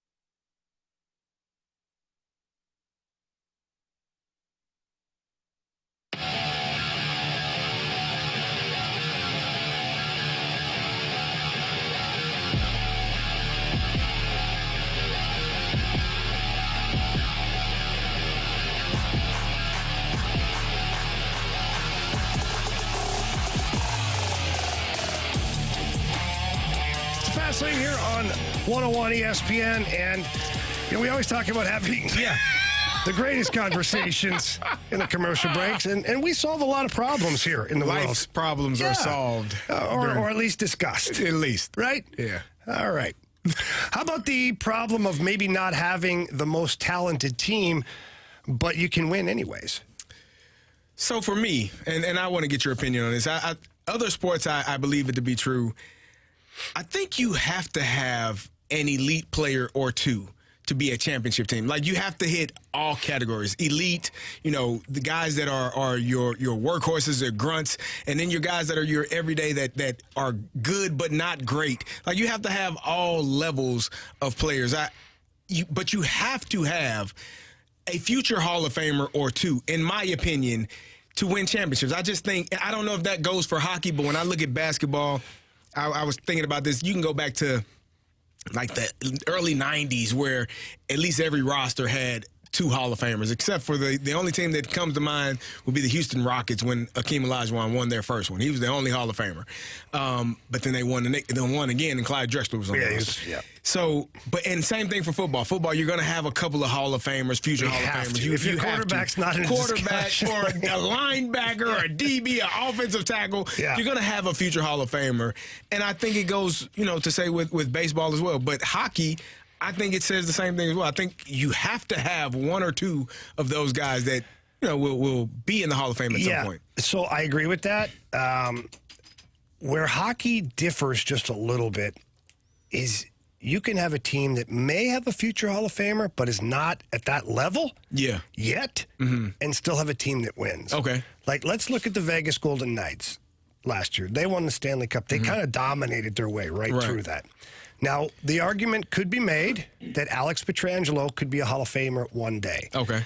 But Alex Pietrangelo's not even the best defenseman in the NHL right now. Right? Like, he's never won a Norris Trophy. He's never really been in the discussion for a Norris Trophy. Right. Yet, here's the Vegas Golden Knights team that dominated. And how did they do it? Well, they set the roster up properly. They had some big defensemen, and they had some good forwards, big forwards. Right. Like, their smallest guy is Marchessault. He's the only guy under 6 feet tall in the roster. And so I believe that hockey's a sport to where you can get by not having that game breaker. Like that first ballot future Hall of Famer. Yeah, you don't have to. Or even a guy in discussion for a major award. Yeah. Like, if you look at that team last year, like, they were not even any real high scorers on the team. Why is that why do you feel like it's that way for hockey? I just think I don't think it is for other sports. I think you got to have those guys. I think it's because you can outwork your opponent. Okay. You can. If you play hard, like, you got to be able to skate. Like, if you got a fast team and you can play hard, like, you could be in the way. Defensively, you're in the way. And then offensively, you get your chance to score a goal or two. Right. All of a sudden, the game it swings to your favor. And now you can block shots, make hits, make plays. Disruptive. Like, whatever. Yeah.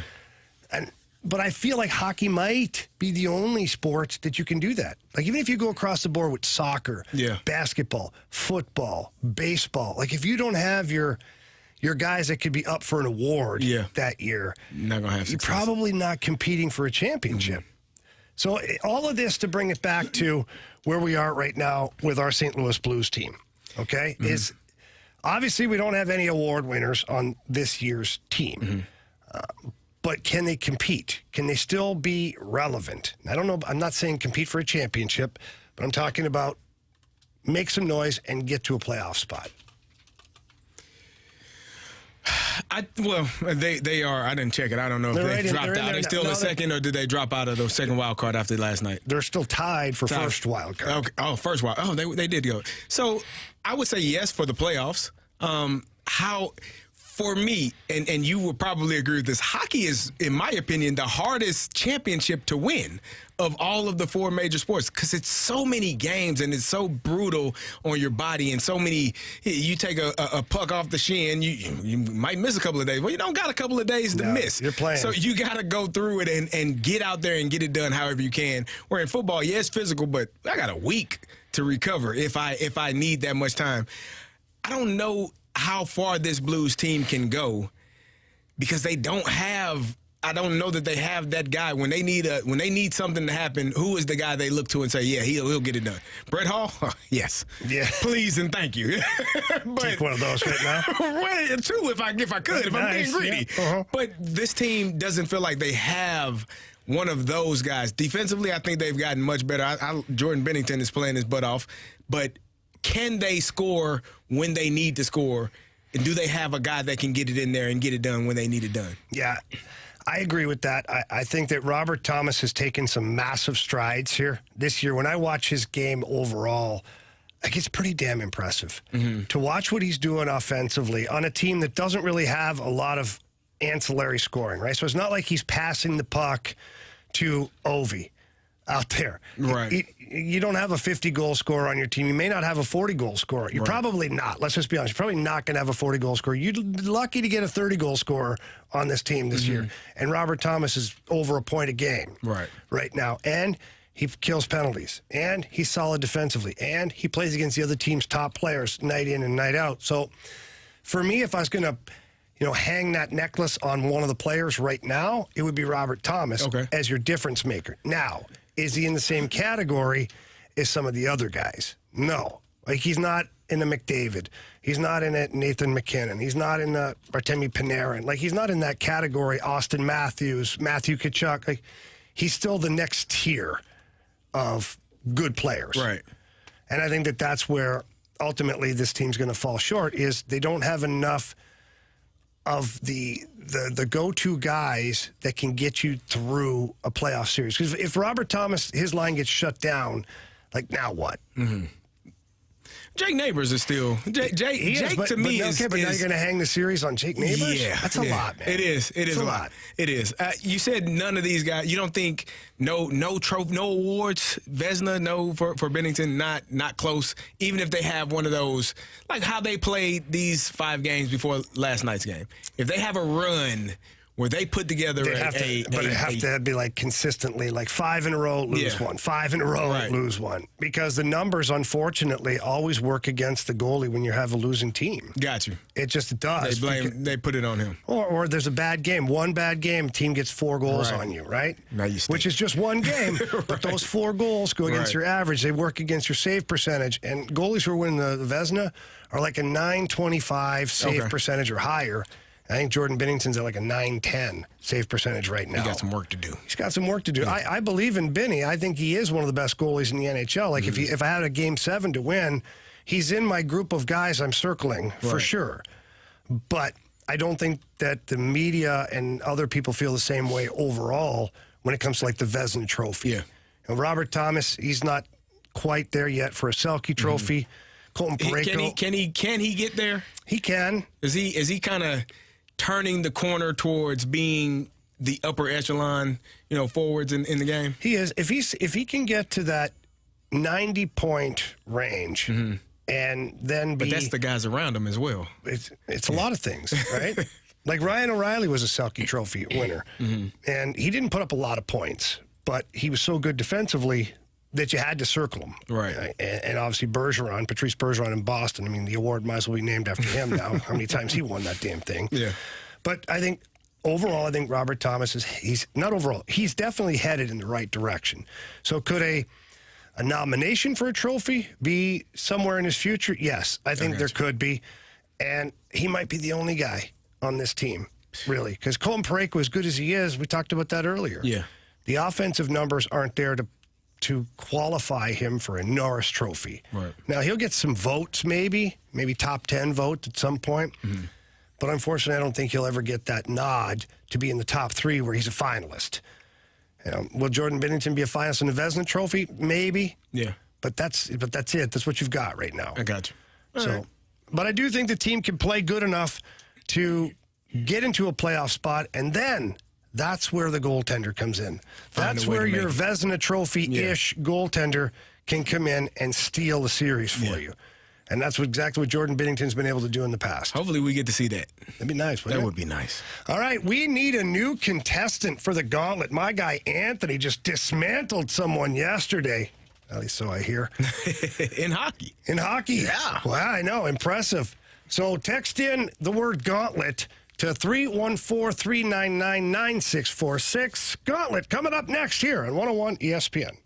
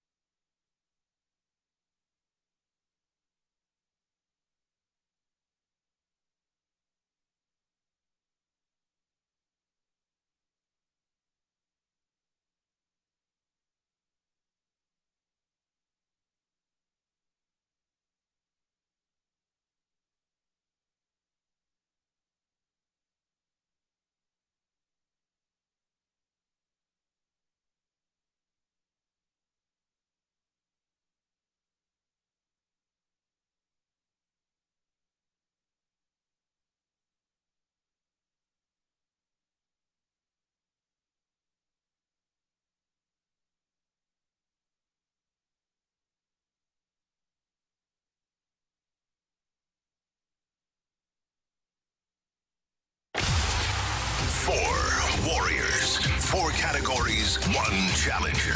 Can you master the gauntlet? The Gauntlet is powered by Master, your hometown source for business communications for more than 30 years. Visit mastor.com. Welcome back to the Fast Lane here on 101 ESPN. It's time for the Gauntlet, and our contestant today is Steve. Steve, how you doing, bud? I'm doing well. How are you boys? We're good, man. Great. We're good. We're hanging in here. You know, we don't have Anthony today, so it's a little extra work for us, and we're getting a little tuckered out, but we're doing all right. Yeah. All right. All right, Steve. You've got your pick of the litter here, minus Anthony. You've got Andrew, Carey Davis, or myself. Who are you picking today? It's going to be tough. I'm going to go with Marshy. Oh, Marshy. All right. Yeah. All right, Marshy. Before Marshy leaves us and heads to the Cone of Silence, Steve, tell Marshy to spin the wheel. Spin that wheel, Marshy. All right, Marshy's spinning the wheel. Now he's got to do his twinkle toes and get out of the room here. Head over to the Cone of Silence where nobody's in there right now. He's by himself. All right, Steve, what category were you hoping for? I was hoping for random. Well, You might be Steve. the first person that I've ever heard say hoping for random. Guess what, Steve? It's random, buddy. Okay. You got random trivia today, and each question will be worth 2 points. If you use the options and get it right, it's worth 1 point. And, of course, if you get it wrong, you get it wrong. Are you ready? Got it. I'm ready. Okay, here we go. Again, random trivia. Question number 1. At Sunday's Golden Globe Awards, Christopher Nolan took home Best Director for the movie Oppenheimer. What was Nolan's first feature film? Wow. Oh, I'll need the options on that one. Okay. Was it Following, The Machinist, or Train Spotting?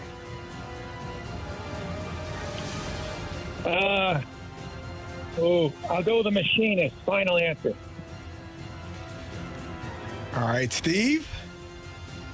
Question number 2. How many playing cards are in a standard deck? 52. Final. All right, question number 3. Name the capital of Brazil. Rio de Janeiro. Capital of Brazil. Oh, boy. I better get the option. All right. Is it Rio de Janeiro, Santiago, or Brasilia? Oh, I forgot about Brazil. I'll go with my instinct. Rio. I'll give Rio. Final answer. Okay. All right, final question. Who fought Muhammad Ali in the 1974 legendary Rumble in the Jungle boxing match? Joe Frazier. Final. All right, Steve, we're going to get Marshy back in here from the Cone of Silence. How you feeling, bud? I don't know. I've listened to you guys a couple times do random, and I was able to answer a few questions without the options. So I thought I'd give it a try. Yeah, I'm not going to lie. After the first question, I thought we were in for one heck of a brawl here. Yeah. So we'll see how Marshy does. He's back here. He's got his ears plugged in. Marshy, how's it going silence today? It was good. It was good. No Mike Ryder, but listening to some music. And did you think it was better without Mike there? Are you more focused now, or I don't? I like talking with Mike. Yeah. Mike's a great guy. It doesn't matter either way. I'm ready to go. Okay. Well, you better pack a lunch. Okay. All right. Categories random. All right. Question number 1. This is an easy one, too. At Sunday's Golden Globe Awards, Christopher Nolan took home Best Director for the movie Oppenheimer. What was Nolan's first feature film? Oh, wow. Was it Memento? We're asking you. I'm going to have to use the options on that one. Okay. Was it Following, The Machinist, or Train Spotting?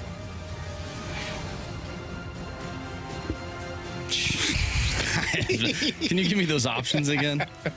Was it Following, The Machinist, or Train Spotting?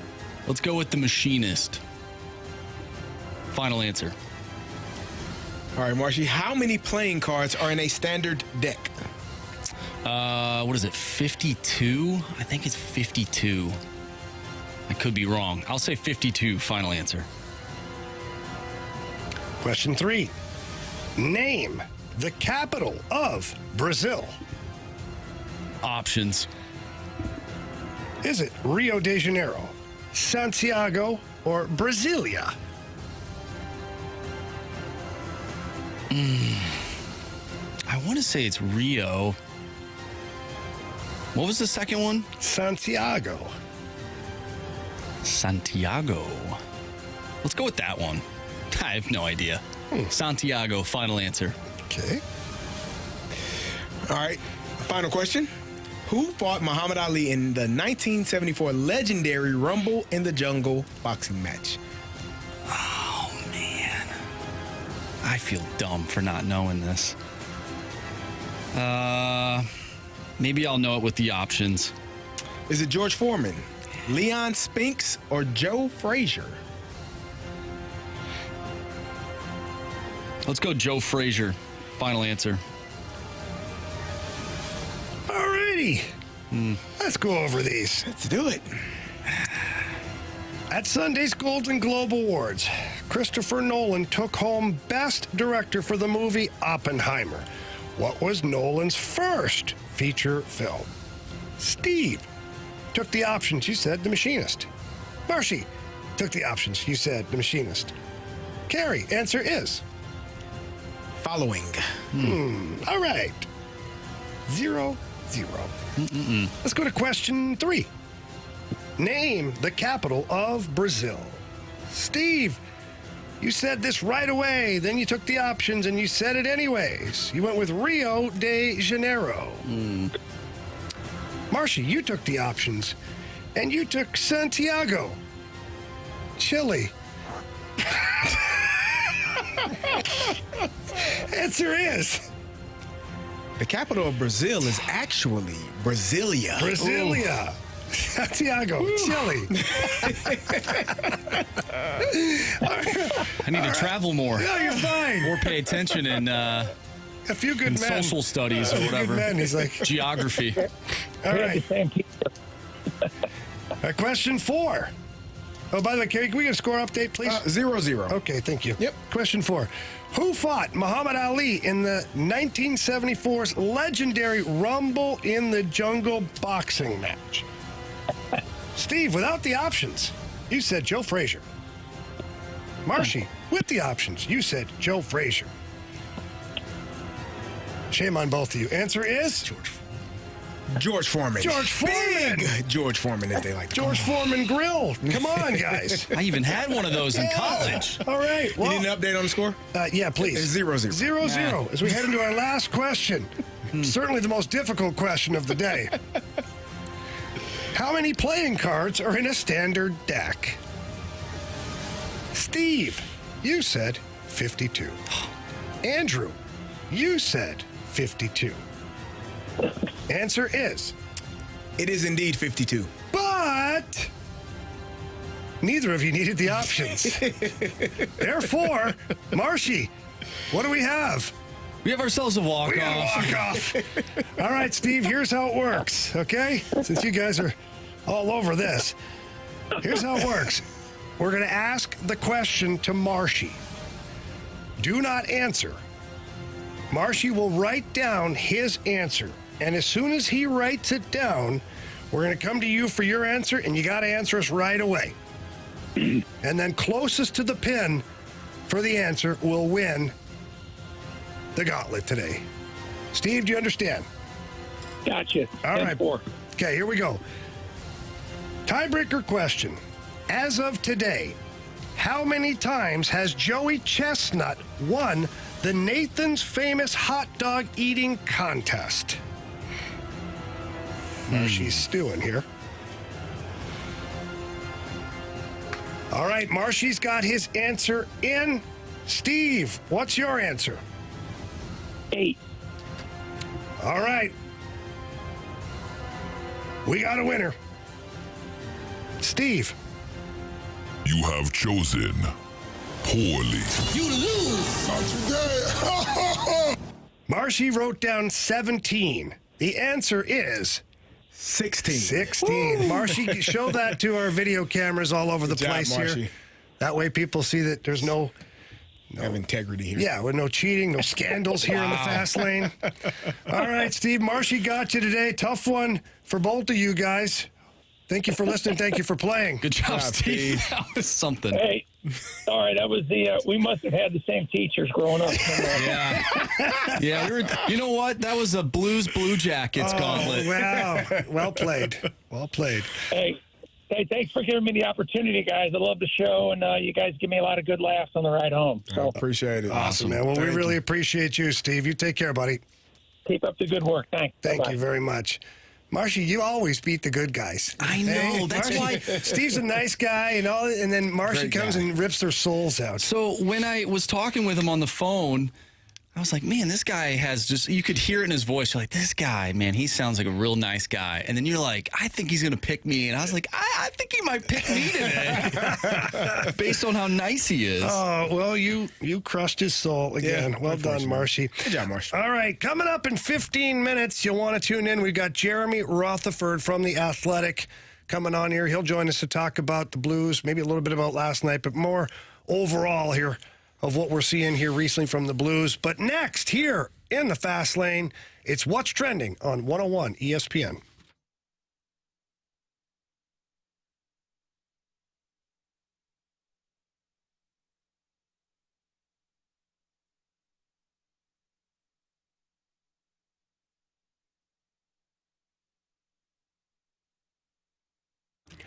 Happy Super Bowl to all who celebrate from FanDuel, America's #1 sports book. And if you're like me, you love those Super Bowl parties.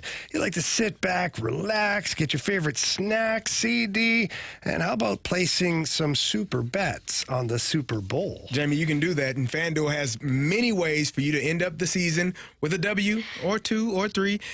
You can not only bet on who will win Super Bowl 58, but FanDuel also has bets for which players will score a touchdown. Isaiah Pacheco, maybe. Travis Kelce, probably. How many points will be scored, and so much more. New customers join today. You get $200 in bonus bets if your first bet of $5 or more wins. Just visit FanDuel.com/fast to sign up. That's FanDuel.com/fast. Make every moment more with FanDuel, an official sportsbook partner of the NFL. 21 and older, present in Illinois, $10 first deposit required. Bonus issues non-withdrawable bonus bets that expire 7 days after receipt. See terms at sportsbook.fanduel.com. Gambling problem? Call 1-800-GAMBLER.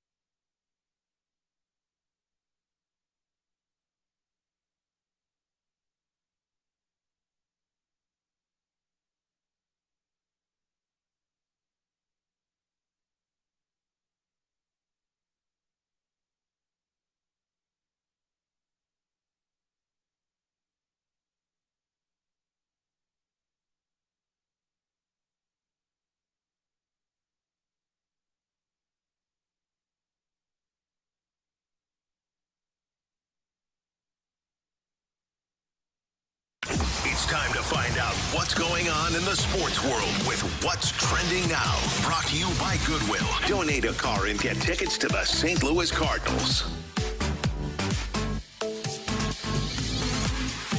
Welcome back to the Fast Lane here. It's time for our guy, Andrew Marsh, with What's Trending. All right, we were talking about coaches earlier today. How much runway should head coaches get in professional sports? Well, let's keep that local here as Bradley Carnell, head coach of City SC.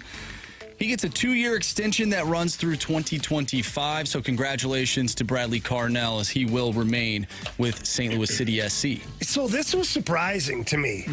Was Bradley Carnell on a 1-year deal to start his career? Like I'm sure it was a 2-year deal because they gave him that 1 year before to help recruit. But if his contract is 2-year extension and it expires after the 2025 season, do the math. We're in 2024 right now. Yeah. So he was up for contract already? Maybe. And maybe they wanted to get him taken care of because they had a great season last year, despite how it finished. That's what I mean. I was like surprised. Yeah. Well, I don't know. I'm not too familiar with coaches' contracts in soccer. I don't know if that's the standard. Maybe it's a 2-year window that they give him, which would be unfortunate. If he would have had a bad year this last year or they didn't do it, did they just walk away from him? Doesn't seem like you're building a franchise at that point. Well, fortunately for him and for us, we got to see great city soccer. We did. I don't know. I'm not trying to be negative about it. I was more surprised that he wasn't currently under a deal. I agree. Based on, building a franchise. Are you surprised that it's just a 2-year extension and not 3 or 4? A little bit. Maybe should have been more. Maybe I don't know. I don't know how. I don't know. What do we expect from City this year? We get the same? We expect them to win in the playoffs. That'd be nice. That would be nice. That would be nice. Yeah, Bradley. Brad. I said from like I'm reading a text message. Let's stick with the, I'm so used to just looking at the screen and then just saying, from the 314. Anyways, let's stick with head coaches, though, because the Seahawks now have their head coach, Mike Macdonald of the Ravens. He was their defensive coordinator. He has agreed to a deal to make him the Seahawks' next head coach. It's a 6-year contract, sources have told Adam Schefter. One, what do you guys think about this hiring? And two, the entire head coaching landscape of the NFL, did it go in a complete different direction than what we first thought it would? Well, I think we all thought that Bill Belichick would have a job, that, we just assumed that Bill Belichick would be one of the coaches hired. We assumed that Ben Johnson. Ben Johnson. I got you. I got you. When it comes to the NFL, I got you. Okay, appreciate it. Thank you. We assumed that Ben Johnson would be one of the head coaches, and he decided to turn the job down. It's Mike Vrabel would be one of the coaches. I think we've seen some names that kind of came out of the blue. Dave Canales. I didn't think anyone would be hiring him this go round, but it's the nature of the business, man. Some of those guys will get another opportunity next year. Some of those guys that got opportunities this year may be on a short leash, depending on how well or how poorly their teams perform. So, McDonald going to Seattle is a good pick. I mean, the Ravens led the league in points allowed this season. They were outstanding. I talk about they said they had 4 losses, but really it was 3. Last game I don't count. They lost those games by a total of like 12 points. And so they were in every game. They are a good team. They showed that in the second half of that playoff game against the Kansas City Chiefs. Just were unable to score offensively. But defense, only giving up 17 points to that offense, and majority of those points came in the first half. They showed up in the second half and really got after the Chiefs. And so, congratulations to them. So where do you think the Commanders are headed here? I have no clue. Who do you think they were in on? Ben Johnson. Okay. Yeah. So, but don't you have a pivot? You should. But if you have all of your eggs into that basket, assuming that he's going to come in, he's the hot commodity, he's the hot candidate, and then he decides, well, I need a little bit more than what you all are offering. Good for him, because you already got a job. So, it's not like he was needing a job. Not like he was in need of a job. So, I mean, I don't know what the Commanders do. I have no clue. Are they in a spot now, Carey, to where, Belichick probably wanted to go elsewhere, and now the Commanders are trying to convince him to go to the Commanders? To pivot back to him? Maybe. I don't know. I don't know what.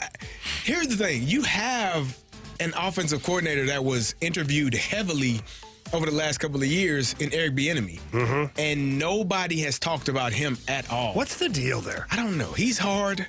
He's a hard, tough-nosed, get-after-you type of coach from what I've heard. Yeah. He has a standard. Like the Commanders, well, it's a little bit different. Like Eric Bieniemy, when he got to Washington, they were saying, oh, this is too much. Ron Rivera kind of didn't have his back in that moment and then kind of reversed course and said, yeah, well, no, Eric is good. But those players were like, man, he is on us. And I think some of that is it makes it hard for professional players to deal with. But then you got to see Kansas City didn't look the same this season, probably because he wasn't there on them as much as he had been in the past. So maybe it's just a leadership style that he brings, a demeanor that may rub people the wrong way or make people uncomfortable. He might ultimately need somebody to be his boss in order to keep him in check. Maybe. At times. But what does that say about the players, though? That they're soft. Exactly, and that's why that team never wins. No question. I didn't hear all of this complaining out of the Chiefs. No, they were champions. But was Andy Reid there to check them down a little bit? I don't think so. I think he let, Eric Bieniemy might be like a pit bull off the leash. You walk, oh, whose dog is this? Get him. Because he's just a little mean individual. And so some people can handle it, some people can't. Some people rise to the occasion when they're spoken to that way, and some people, just kind of fold. Yeah. And so I don't know. But the fact that they haven't gone in that direction, I think it says a lot as well. All right, last thing here. Jamie, you joked about this earlier in the show, but Kevin Weeks tweeted this out a couple hours ago. Exciting news from Georgia. Forsyth County is about to greenlight the arena project, a significant step towards a potential pro hockey team. Stay tuned for updates as buzz around this groundbreaking development continues. So here's the backstory on this, is the county was not going to okay it unless they knew an NHL team was going there. So somewhere behind closed doors in the alleyways, Gary Bettman has told these people that their city is going to get an NHL team. Otherwise, they were not going to build this arena. And it makes sense. Atlanta's had 2 franchises that have failed, okay? The location of their arena was exactly why. They used to play at the Omni, and then they played at the new, it was a Phillips Arena. And both of them are located downtown. Yeah. Where you don't stop for red lights. You don't stop and stop. I'm not joking. No, I played there, Carey. I lived in Atlanta, so I played there too. That's right. I've actually been down there too, and I agree. Yeah, so people had to go and park their cars and walk, and they're like, nah, it's not worth it. And now the traffic in Atlanta has gotten awful. It is the worst. To get downtown, for most people who don't live downtown, it's like an hour and a half, 2 That's hours. Being nice. Yeah, it's 40 minutes to go 10 miles. Yeah. It's so bad. to put it in the county where they're talking about, Forsyth County, it's on the outskirts a little bit. The Braves have had massive success since they built their new stadium. All the money, all the major corporate dollars are in Atlanta right now. The businesses and the massive corporations that are there, let alone TNT, is located in Atlanta. So if you don't think Gary Bettman wants Atlanta to have a franchise again, you're out to lunch, quite honestly. Would they be called the Thrashers? No, they won't be called the Thrashers. I can promise you that.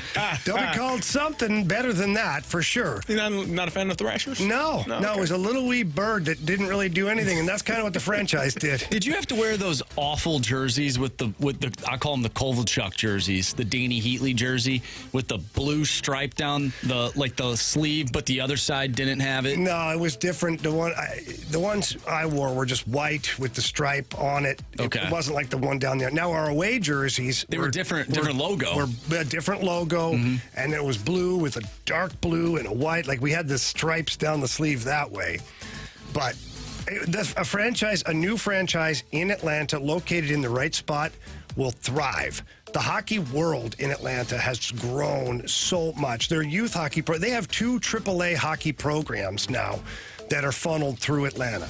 That's your foundation right there for your fan base. And Matt, that's just AAA teams. That's not counting all the other club teams that are available down there now. I feel like Arizona did the same thing. I believe Claude Lemieux had a team down there in Arizona when, in like the late 2000s. It's possible, yeah. Like Austin Matthews played. Like, I wonder if something similar will happen if they do get a team in Atlanta. Yeah, I think it's a great market. I think the fan base is there, and I think it's a no-brainer that they put a team there. All right, that's what's trending here in the Fast Lane on 101 ESPN. We come back, we're going to talk to our guy, Jeremy Rutherford from The Athletic, right here on 101 ESPN.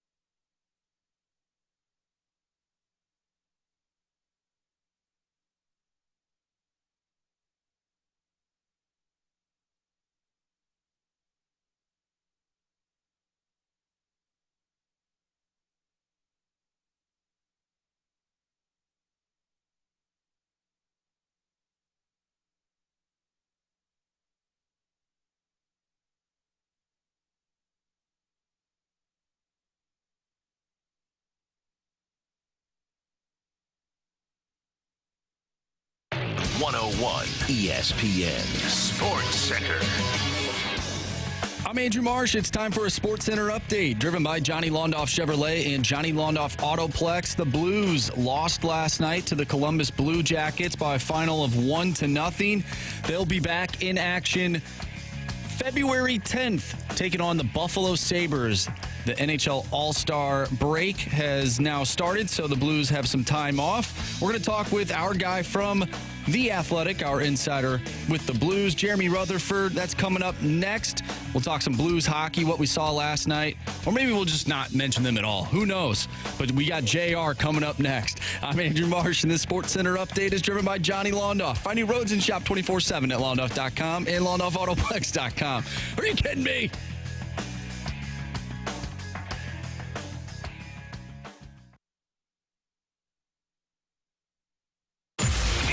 Notes and nuggets. It's time for the Rutherford Report with our Blues insider, Jeremy Rutherford. Brought to you by Scott Lee Heating Company, a proud Mitsubishi Electric Elite contractor.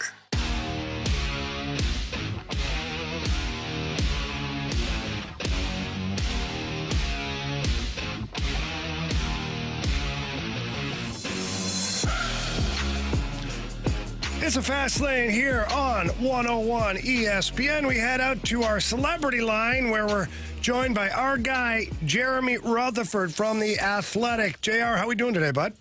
Doing awesome, boys. Good listening to your show today so far. Yeah, so I want to talk about that. Carey and I were talking earlier today for you, JR. I know you heard that, but for maybe somebody else who wasn't listening at the time, we're talking about not having friends on the day of the game. You know, not talking to guys, or if you did, you know, whatever. But once the game starts, it's on like Donkey Kong. And then, JR, you shot us a text, and this is a true text because I played with this guy. I seen it with my own eyes. Why don't you tell us what you sent us? Yeah, when I was listening to the show earlier, and I'm with you guys, it just doesn't seem today like it was, 20 years ago. You know, they're a lot more friendly with each other, the athletes today in all the sports. But it reminded me of an interview and story I did at The Athletic with Tony Twist. And, Riv, I'm sure you've been out to his house. I'm at Twister's house. This is last year. I'm in his garage. We're sitting at like a makeshift table that's really a piece of plywood, right? And he's across it. I'm intimidated. Like, I grew up watching Tony Twist beat people up. And, like, in between sentences, he's walking outside the garage and, like, just spitting a big loogie into the grass, right? And then he comes back in and he says, No, what I would do is the morning skate, 10:30 in the morning. The other team's out on the ice, and I would go to their bench, not our bench. I'd take my shirt off, and I'd grab their Gatorade water bottle, and I'd drink their water with no shirt on while they're out on the ice. And then he said, come 6:30, it's pregame warm-up. And, Riv, I didn't know what a big deal the red line was during warm-up. Oh, yeah.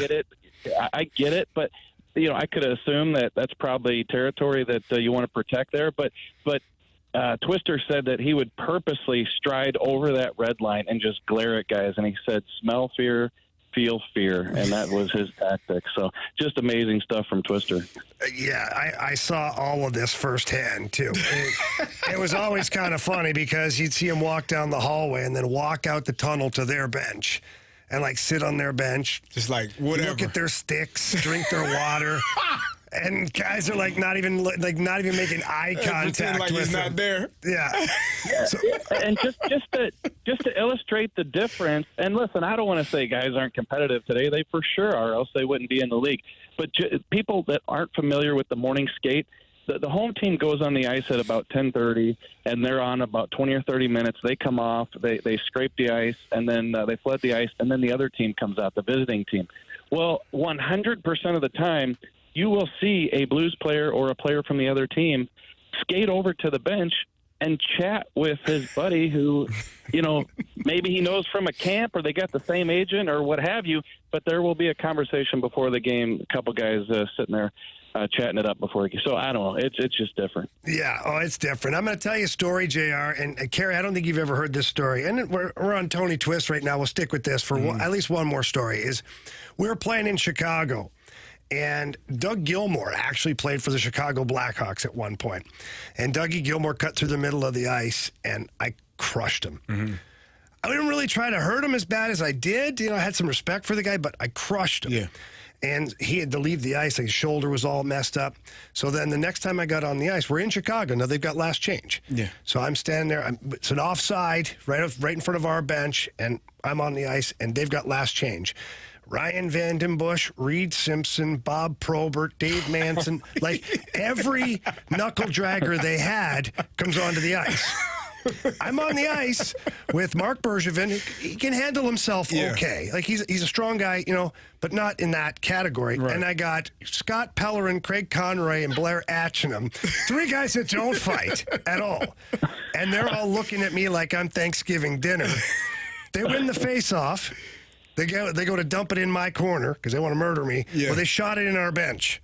So the whistle, I'm like, whew.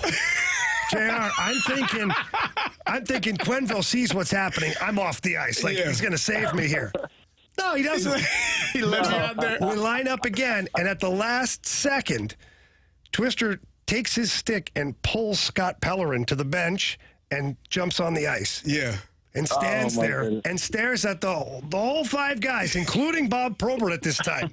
And he goes, any of you blankers want to fight? Nobody says a word. So he's like, all right, let's play hockey then. Win the face-off. I'm skating around. I had diplomatic immunity at that point. You were good to go. Well, just when you started to name 3 or 4 knuckle draggers, that just shows how much the game's changed. Oh, yeah, it was wild, but Twister's a good dude. All right, JR, let's talk about, unfortunately, let's talk about last night. Not a great game for the Blues. Not the effort they wanted. Drew Bannister upset. You could see him in the presser after, like visibly upset, where he was picking his words wisely, not to get a little out of control. What's your take on everything last night? Well, I just looked at my contract with 101, and it says that if the Blues lose to the Columbus Blue Jackets 1-0 the day before a 10-day break, that I don't need to talk about. I don't blame you. I had to do it. JR, you're going to have to do it, okay? All right. No, I think it's a situation where that game was horrendous to watch. Like, I've talked to so many people. Obviously, you read the social media feed, and people just really upset with the way that went down last night. Yeah, I go back to yesterday morning, Riv. You heard Drew Bannister. He said, look, we've got too much on the line. We've built a lot here to overlook this game. And so, I didn't expect them to win the game 6-0, but I felt like there was going to be an effort and likely a victory against this team, and then you go into the break, 6-game winning streak. So extremely disappointing. I think we can analyze it to death, but the bottom line is this. This is a decent team, maybe not a good team, certainly not a great team. I think that there are shortcomings that show up on a regular basis. I think that there are nights when they don't compete. We saw that last night. If you want to say they were headed to the beach, whatever you want to say, I think that they can be a winning team on some nights, and we've seen that with wins over Vancouver, Florida, so on and so forth. But this team just has to come out with the right mindset, and they did not do that last night. And, I've thought about this. Like, we can sit here and talk about all the stats, the shots, the lack of shots, the power play. The power play seems to be coming and going here lately. But the bottom line is, this is a team that's in transition, and they're not, I don't think, good enough to get into the playoffs and win 2 or 3 rounds, but they should be good enough when things are going well, like they have been, to go out and win that game last night. And I think fans have every right to be extremely disappointed when we watched what we did last night. JR, I was going to ask you, which team is this team really? Are they the team that went on a 5-0 winning streak, or are they the team that, as you said, were ready to get to the beach, it looked like, in last night's game? Yeah, Carey, I think it's you looked at the analytics and the 5 games, and people hate that word. I get it. But people said, hey, listen, they're still not a great team even though they're winning these games. And I understand that. I look at those numbers too, and they should have been beaten in 2 or 3 of those games. But, my stance throughout that 5-game winning streak was, hey, they're winning games. Enjoy it. We're not going to criticize them when they're not playing well and then rip them when they win games. So, but big picture, what kind of team this group is. So, I think they're somewhere in the middle of what we see, throughout the course of these 46 games. And, whether they make the playoffs, it's going to depend on what kind of mindset they come back for these last 14 games before the trade deadline and what Doug Armstrong decides to do heading into that March 8th date. JR, last thing for you here. A couple things, actually. First off, what are your feelings on the job that Drew Bannister has done? And do you think that he has made himself a bit of a front runner at this point? Yeah, I like the job that he's done. I think the one thing you can talk about the coach bump that you get when you hire a new coach. Obviously, I think that's come and gone. I think that they were continuing to win games because he's instilling a belief, and these guys are buying into what he's saying. So I think there's definitely some positive into what he's doing. Is it his job to lose? That's a question that people have asked. I had it in my mailbag the other day. I think that he's put himself in the best position possible if Doug Armstrong is thinking along those lines. So it's not going to be a situation where Doug's like, well, I wanted to give it to him, but he just didn't. No, I think that he's put himself in a good position. You heard rumblings. Elliot Friedman reported that there's probably some interest from the Blues in Patrick Waugh before the New York Islanders hired Patrick Waugh last week, 2 weeks ago. So I think that kind of leads you to believe that at the very least, Doug Armstrong is exploring. So, I can't say yet that Drew Bannister has this job when you know that Doug Armstrong is doing that exploring. I just know that if he likes what he sees, I think that he could give this job to Drew Bannister when it's all said and done based on what we've seen so far. All right, JR, last thing I got for you. All these players are headed off to better places, warm places. I'm headed down to Mexico soon. You doing anything for the break? I'll be in God's country here in Imperial, Missouri. But,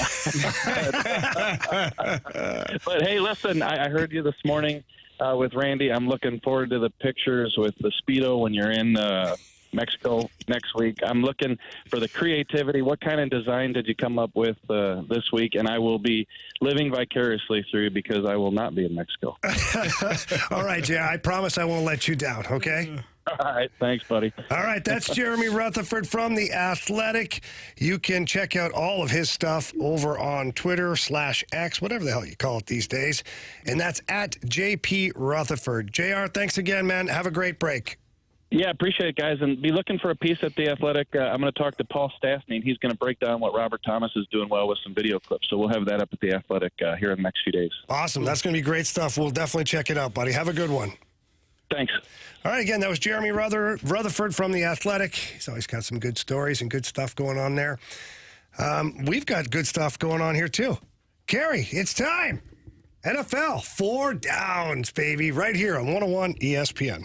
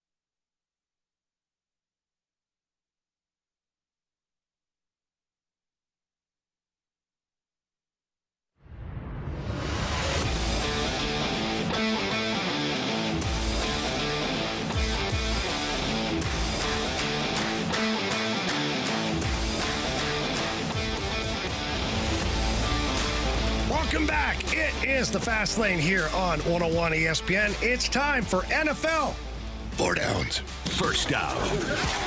All right, guys, first down here. What problems will San Francisco's offense pose to the Chiefs that Baltimore did not?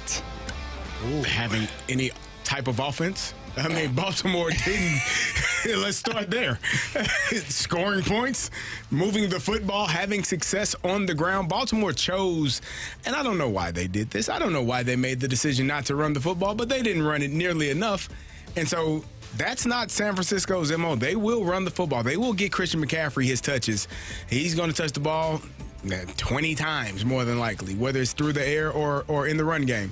And so I think that's one of the problems that, Kansas City didn't see that last week. They didn't get the ball ran on them, and I think they will have. I think San Francisco can have success running the football because they generally do a good job of it. Yeah, I think that Carey's obviously 100% right on that. I also feel like San Francisco has a little more up their sleeve than the Ravens, where Debo can end up, he can line up in the backfield. Mm-hmm. He can end up carrying the ball. McCaffrey can end up out wide as a receiver. Both guys can be guys that are put in motion, little screen pass. Like, there's a lot of different looks that the 49ers can throw at the Chiefs that, quite honestly, the Ravens either chose not to or were unable to. I don't know what the hell. They chose not to. They had 6 carries between the running backs. Yeah, not ideal. Second down. All right, will a Super Bowl win for Brock Purdy change the narrative surrounding him? It should. It should, don't Carey. Like, he's not... With all due respect to these two individuals, mm-hmm. It's not like he's Trent Dilfer or Joe Flacco. No. And people always say, oh, yeah, but look at the defense those teams had. Brock Purdy has got his team here. Does he have weapons? Yes. Okay, he's got a lot of really good players. But I think if nothing else that we've seen is Brock Purdy he's been able to at least get his team to this spot. Like, 2 games ago, final drive of the game. Yeah. Marches down. Not everybody has that intestinal fortitude to do that. Whether he has weapons or not, he still had to make the plays. He did. And then this last weekend, it wasn't picture perfect in the first half. In fact, it was pretty ugly.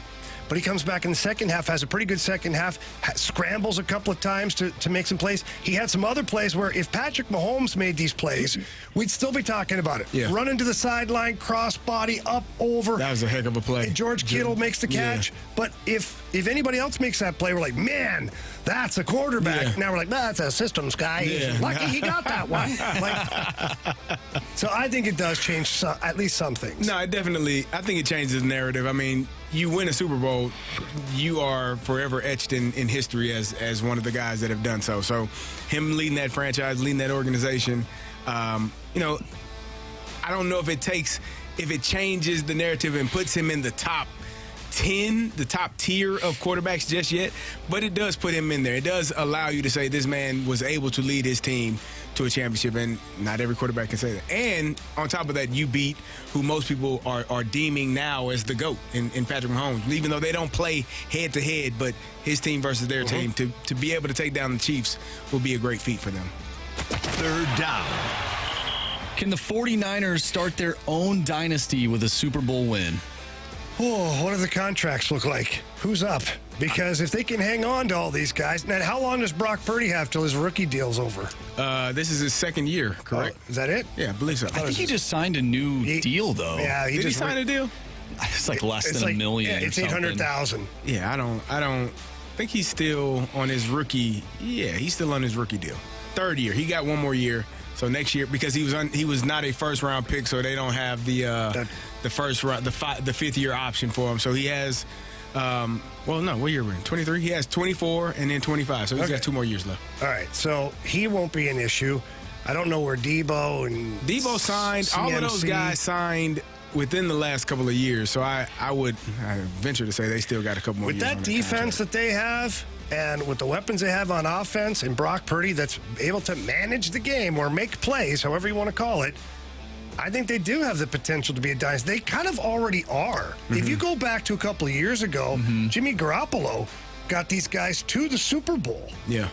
And Brock Purdy, if he had 2 arms, Probably would have got them to the Super Bowl as well. I agree. So I think they already are kind of in that dynasty category, but they got to win one. They at least have to win one, maybe two in the next couple of years. I agree. They have an opportunity to do so. Debo is still under contract for a couple more years, as is George Kittle. He can opt out after next year if he chose to do so. George Kittle could, and Debo after 25 seasons. So they have locked those guys up. I knew they did a couple of years ago. So they are set in terms of their skill guys. CMC obviously just got there last year, so they should be okay for a while. Fourth down.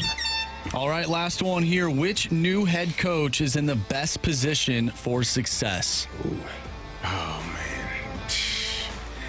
Who's got the best team? I don't know, because the reason they are the head coach is because somebody got fired, right? And so, yeah. I don't know which team I would say. I mean, who's in the worst spot? I think it's the guy in New England. No, I would say Gerard Mayo. I don't think he's. That team's not good. They are not good. That's not a good team at all. The Panthers. You're right. They're not good either. They're pretty bad. I mean, the Commanders don't even have a coach yet. The Washington Commanders. They're like blanket. We don't need one. What about the Seahawks? Since that's topical. I mean. Well, I think Jim Harbaugh's probably in the best spot. Jim Harbaugh's in the best spot. Yeah. Right. Forgot about him. About that. That is, he's got the best one. There you go. Jim Harbaugh. It made the transition from Michigan to Justin Herbert. Sign me up. It's not bad. J.J. McCarthy to Justin Herbert. Yeah. Pieces too. If that team's not a playoff team next year, that's very disappointing. Yeah, they got a lot of good pieces, man. So, finding a coach that I think Staley leaned on analytics a lot, and it tend to bite him in the butt sometimes. So maybe they get a coach that actually leans on the analytics, but also does the football thing as well. I think he's that guy. Yeah, I think he is. Yeah, all right, that's NFL 4 Downs here. Coming up next, are the Blues and Cardinals culture parallel to one another right now? Ooh, spicy. That's next here on 101 ESPN.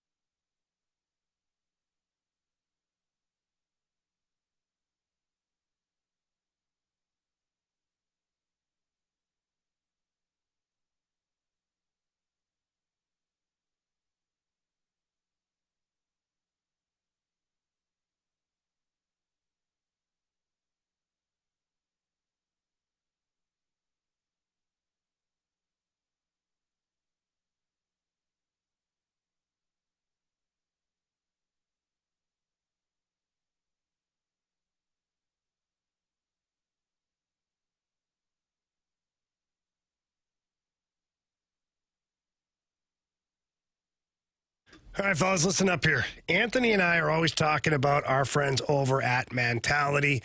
And when we talk about them, we're not lying. It's been unbelievable to go from the way I felt to the way I feel now, and even the way I looked to where I look now. It's inevitable that at some point you're going to be low on testosterone. And the worst part is you don't ever really know it. It's not like it's something that you can see. So you get into Mentality, you sit down and talk to their board-certified physicians and just talk about how you're feeling. Maybe you're irritable. Maybe you just don't have the energy. Maybe you're suffering at work. Maybe you're suffering in the bedroom. Whatever it is, get it fixed. And Mentality can help you out. They're going to do a full blood panel on you, and then they're going to know exactly what it is that's going on for you and what program you need. And that's the best thing about it is each program is specific to the individual. And for me, it was testosterone and some other vitamins. And I love it. Things have been unbelievable since the first time I walked into Mentality. And it can be for you, too. They got two great locations, one in South City, one in Chesterfield. When you walk in, please tell them that Anthony and Jamie sent you in. And I promise you guys, you won't be sorry. You will be thanking me for a long, long time. So please get in there or at least visit them online at lowtusa.com. That's Mentality at lowtusa.com.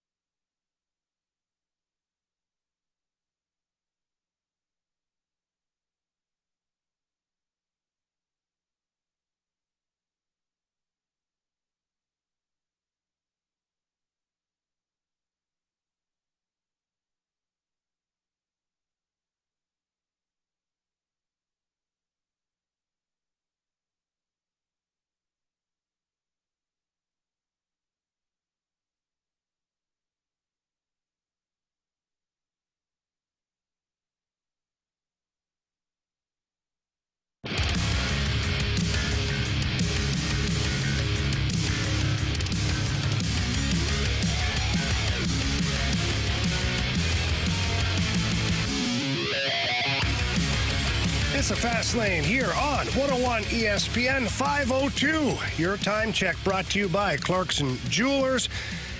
All right, let's get into a culture discussion because there's been a lot that has been made of the Cardinals offseason to where they've had to add some players, bring back some familiar faces, and a lot of talk about culture and leadership.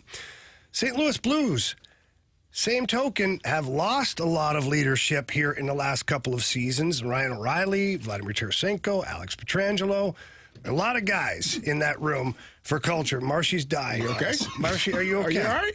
Do you need the Heimlich? No. All right. Do you need some help? I'm dying. We may have to go to a commercial here. Oh man, Carey, quick, mouth to mouth. Well, no. Oh gosh. Oh, if you can see my eyes, I just drank some water and it went down my windpipe, and I feel. Did you feel like you were drowning? Death. Did you feel like you were drowning? I feel like I was getting waterboarded over here. He tried to hang on as long as he could, too. It was water pouring out. I was like, I got to save him. It was like projectile vomiting, but it was water. Oh, my God. All right, Marshy's still with Okay. us. So that's good news. Culture, right? Yeah. Here, I got my Culture in this teammates room. trying to give me CPR if I need we it. would have. Hey, we're right there for you, We man. stopped Don't what you we worry. were doing to make sure you were okay. Well, thank you. So the culture. Let's get back to that one. The big question that we have here is, are the Blues and the Cardinals, is their culture parallel to one another right now? Carey, where do you sit on this? When you look at this Blues team and you look at the roster and leaders and what people are talking about, and you see the Cardinals, where do you think these teams are? I feel like the Cardinals, this is probably going to sound crazy, I feel like the Cardinals are closer to championships than the Blues are. And here's why. Because we talked about it earlier about having future Hall of Famers and the necessity of needing those guys in order to be a championship team. The Cardinals have a couple of guys that should be in the Hall of Fame. Nolan Arenado, Paul Goldschmidt, those guys are, in my opinion, future Hall of Famers. And now you build the cast around them. Now, we may not be thrilled. Some people may not be thrilled with the pitching additions that they made, but we got to wait and see how well it turns out for 2024. When you're looking at the Blues, it feels to me like it's not a real rebuild because they've said that multiple times, but it is a retool because some of this team is younger. When you get rid of some of the older players that that left and traded last year, and you have this youth movement, you have younger guys, Jake Neighbors, you got Matthew Kessel, you got Dalibor Dvorsky being here at some point. You got some of these younger guys that are on the way here. And the thing that intrigues me is Robert Thomas and Jordan Kyrou aren't old either. They've been here for a while, but they're 25 years old. So they are still essentially part of the youth movement. So, yeah, to a degree, but I think the Cardinals are still a little bit further along in their process. Okay. But they're still far away as well. So their process to winning, right? To winning a championship. Okay. That's what I base it on. But what about culture? Because that's ultimately the question here. Because championships I wouldn't is disagree. The culture. Shouldn't it be? Shouldn't that be the mindset? Okay, Shouldn't that be the bottom line? If we're going to do this, let's go right back to your first comment. The Cardinals have some Hall of Famers. How'd that work out last year? Not great. So are they really close to winning? Closer. Because then you're like, I don't even know about this rotation. I don't know. But should that tell you more about the Blues being that I think that they're further away? Well, no, but we're talking about culture. The culture, okay. And I know that winning solves everything. It does. But usually those teams that win have some kind of a culture. I still think the Cardinals, because really they had to go out and sign all these guys because their culture was terrible. Who are the Blues right now? They just got the coach fired. I'm right there with you. And a lot of people feel like Ollie should be fired too. They do. So one hand six and one hand half a dozen in the other. Pick your poison. I still feel like the Cardinals, and maybe that's just wishful thinking, that their culture is a little bit more sustained right now than what the Blues is, because what is this Blues culture? What are they? What is what is this team? Who are they trying to be? What are they going to be? You have what we thought was turning the corner in a 5-game win streak, and then you just lay an egg last night, which cannot happen. We talked about it while on the road trip when I forget where they were, but it was a back-to-back, and I said, don't give me the excuse of, oh, it's back-to-back, we're tired. No, you're fighting for a playoff spot for your playoff lives, and they went out and won that game. I felt the same way about last night. This is the last game before the break. Oh, it's the lowly Columbus Blue Jackets. No, show up and show out, and they just didn't. And that was a tough game to watch. It was brutal.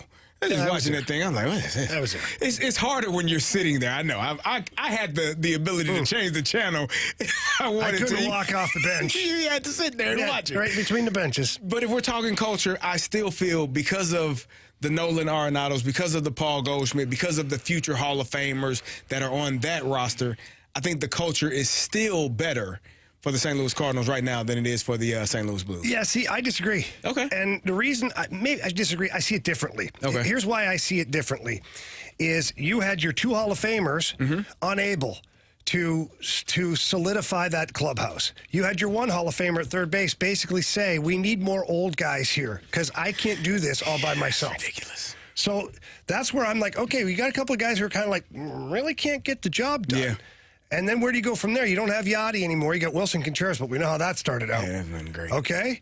And so then when the flip side of it, when I look at the Blues, I look at the captain, Braden Shen. Is he the right guy for the job? Yes. Yeah, he is. Yeah. Okay, so who's a clone of Braden Shen right now? Jake Neighbors. Mm-hmm. So he's not a rookie, but a young guy who's on this team. And you watch him play, you're like, that guy plays the game the right way.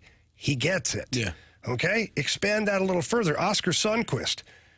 With a game on the line, you think Sonny's going to block a shot with his face? Probably. Oh, probably. He'll take a hit from behind. He'll take a club over the head. Whatever it takes. That's part of the culture. Yeah. That's part of the guy. It's not Ryan Helsley who won't take the ball 2 nights in a row. It's Oscar Sundqvist who'll take a slap shot in the face. Torpchenko, he literally took a slap shot in the face. Well, I'm looking at the culture of the team here overall.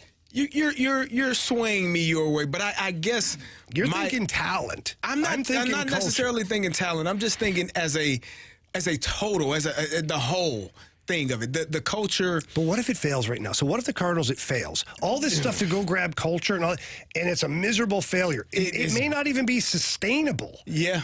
So at least the Blues, when I look at the Blues, Robert Thomas is emerging as a leader. Pavel Buchnevich is a leader. I may be a prisoner of the moment because of what I saw last night, Jamie. I know. And I'm trying to get you to forget about that. I can't. I know. I watched it. But then think of, okay, just pull up the record from last year's Cardinals team. Oh, no, that was terrible. But I'm just saying. So if lost 91 games. If we're going to be a prisoner of the moment, at least refresh your brain a little bit here, okay? The culture was bad last year. I guess I feel more confident in the Cardinals getting this corrected than right now than what I feel like the Blues are in this moment. Yeah. And maybe I'm crazy. Marshy, what do you got? What, the text line's active, I'm sure? Yeah, the text line is active from the 314. The Cardinals culture and the Blues culture are parallels, but not exactly the same. The Cardinals culture is trying to cling on to previous organizational success and regretting letting some guys leave. The Blues culture is trying to cling on to previous organizational success and regretting letting some guys leave and having good coaching recently. They are parallel in a lot of ways. The one thing I will say that I'll favor the Blues on this one, and this is not a hockey versus baseball thing for me, is if you look at the young leadership that each team has right now.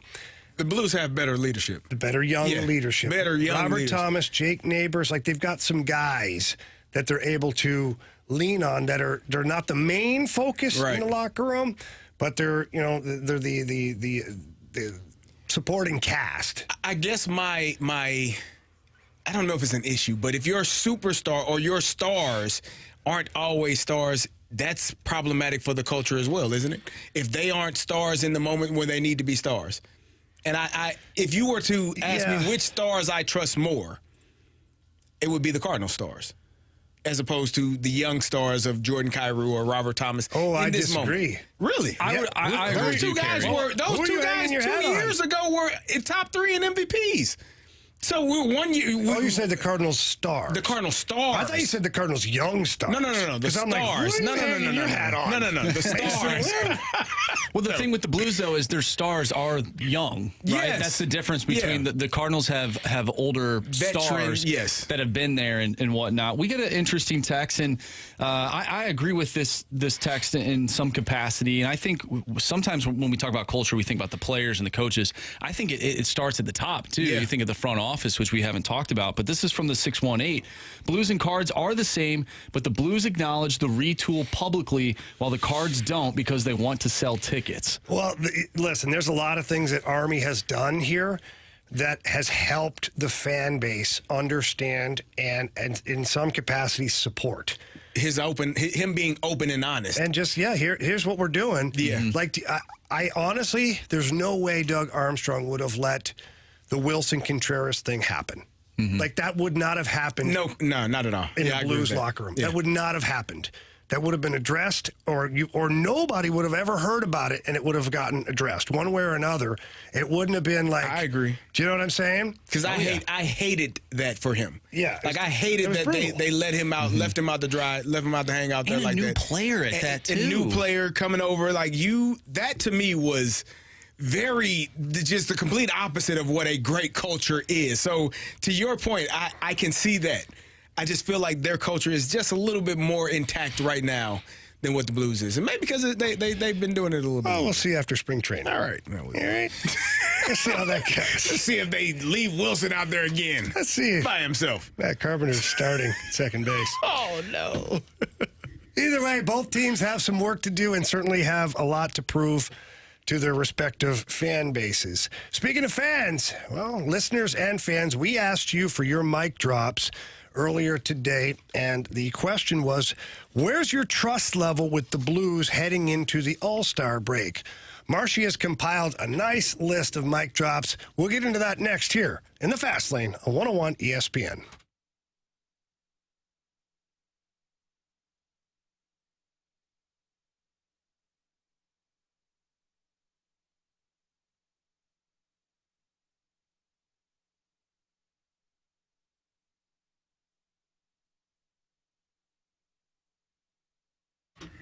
Carey last year, the greatest tight end of all time, Rob Gronkowski. He went wide left on FanDuel's Kick of Destiny. Now he's back for a second chance at it. Kick of Destiny 2 is happening. And this time what the best part is all of our listeners, people, they can play along. All you have to do, and it's really easy. Even Anthony can do this. We talked about that before. Is you choose if Gronk will make or miss the kick. Yeah, Jamie, get your free pick in right now, because if you're right, you'll win a share of the $10 million in bonus bets. Everyone can get in on the action when Gronk takes his shot at redemption before Super Bowl 58. Whether your team make or team miss, just head to the FanDuel Sportsbook app to get your pick in. It's absolutely free. Then tune in before the game to see Gronk's kick live. Wide right? Maybe not. Maybe down the middle. You'll win a share of $10 million in bonus bets if you're right. New to FanDuel, just sign up at FanDuel.com/fast. Make every moment more with FanDuel, an official sports betting partner of the NFL. 21 and older, present in Illinois. No purchase necessary. $10 million prize pool to be split equally among all eligible participants who made the correct pick. Prize issue is non-withdrawable. Bonus bets expire 7 days after receipt. Restrictions apply. See full terms at FanDuel.com/sportsbook. Gambling problem? Call 1-800-GAMBLER.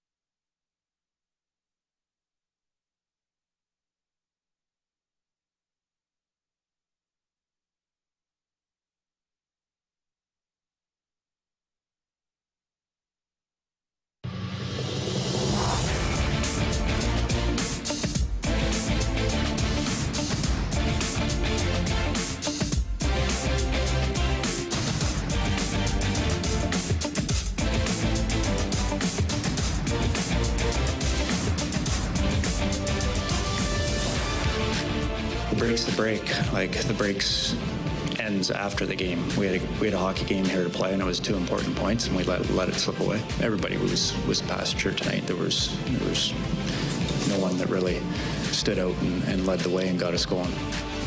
Well, that was Blues head coach Drew Bannister following the game last night, and don't think anybody would disagree with what the coach had to say. He's very mild-mannered right there. He's always mild-mannered. Well, I shouldn't say that. He didn't. He wasn't mild-mannered between the second and third in Calgary. Apparently, he lost his ish. Yeah. Paid off. Came back and won that game. Win. All right, we asked you for your mic drops. Again, it was, what is your trust level with the Blues heading into the All-Star break? We'll start off with our guy, Alex. I don't know, man. Like, I was sitting right behind one of the nets at the game last night, and when the Blues were shooting towards the end I was sitting on, I couldn't believe how many shots they missed. Like, just didn't even hit the net. I even said to the person I was with, I was like, really, they should have more shots on goal, but they're missing by, a couple inches wide. Probably it happened 30 times in one period, the second period, I feel like. And I don't know, I feel like that's something we should talk more about. Maybe why do they miss the net so much? I feel like some teams, I feel like the Blues have some players that really miss the net a lot. Like Booch has missed the net a lot. Carey has missed the net a lot this year. It seems to be a big issue. And I'm going to be honest, I wasn't very happy with their 5-game winning streak either.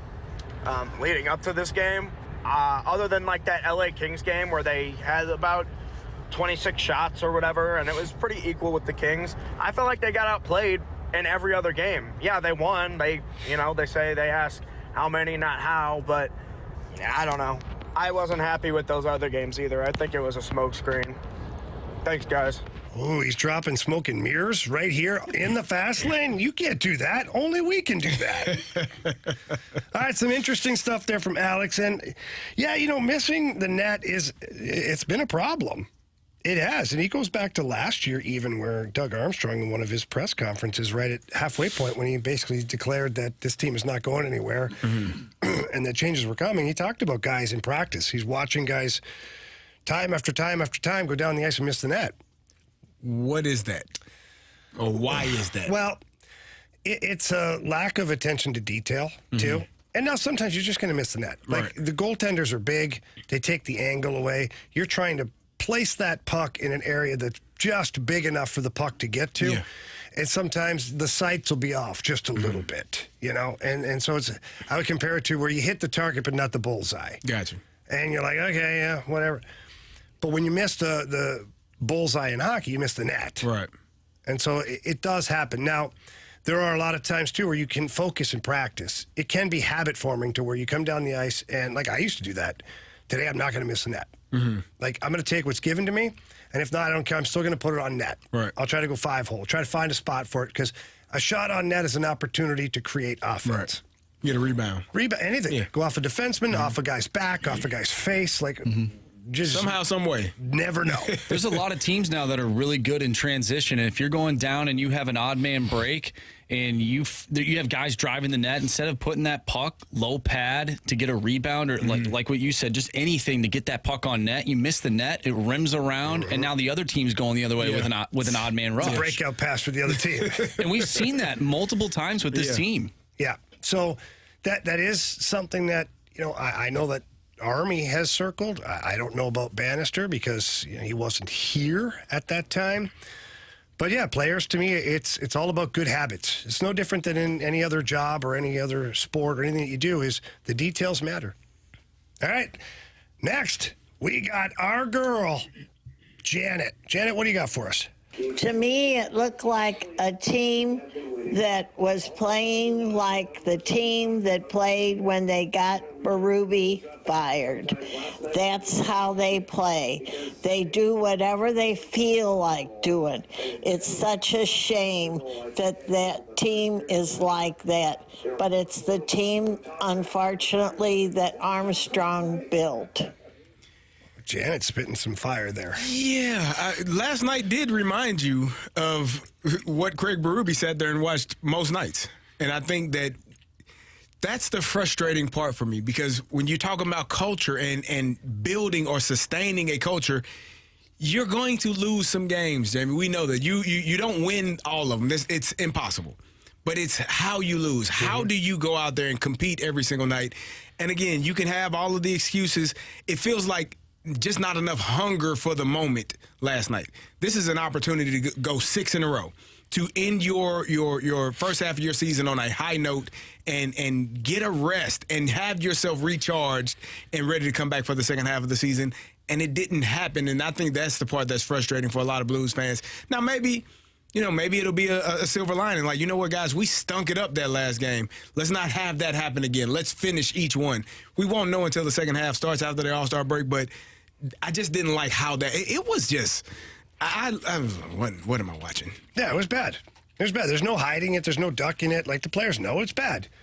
So now you got to fix it. Yes. So what do you come back and what do you do when you come back? So, we'll see. All right, next one from our guy, Jeff. For me, Torpchenko and Sundqvist battled their tails off all game. Got into the corners, were fighting for loose pucks. The veterans looked lazy. Parayko giving the puck up in his own zone. Hayes was quieting everywhere. Just the example set by those vets was poor, and the rest of the team took after it. Yeah, I mean, there's no denying it. Everybody was bad last night. The only guy that was good was Jordan Binnington. I mean, he was. He made a couple of big saves, and the one that they scored, he had absolutely no chance on.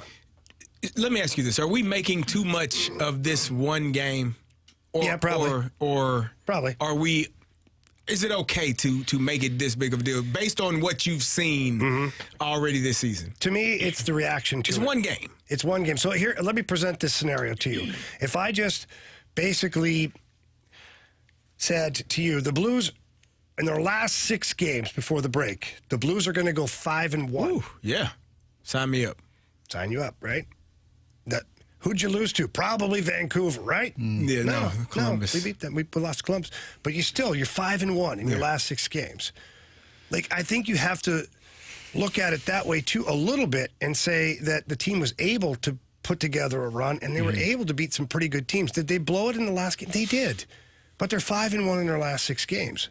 So, to me, the important thing is, how do they come back from the break? The first game against Buffalo, what does it look like? Because it better look like they are after it. You have a couple of winnable games right out of the break. Buffalo and Montreal are very winnable games. Toronto's going to be a handful. There's no doubt. I think maybe you could take this as a positive thing. We talk about failure breeds success. So maybe they get a little kick in the pants and they come back from break and they're like, okay, we cannot do that again. It's how they respond. We cannot do that again. Instead of, you take 6 wins into the break and then you're feeling good. You go on vacation, you come back, you think, hey, we're back in the mix, right? And then you lay a dud against the Sabres and the Canadians. They need to figure it out, because after those 2 teams, they have a gauntlet of a schedule coming up.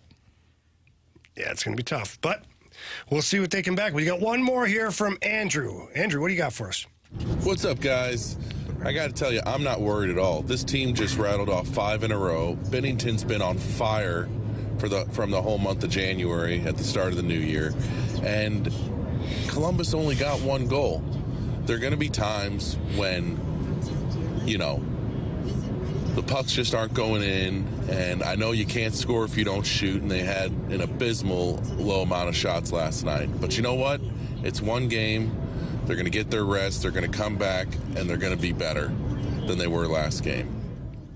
Well, thank you, Andrew, for that. Andrew brings up a pretty good point that I don't think any of us thought of. The Blues only gave up 1 goal.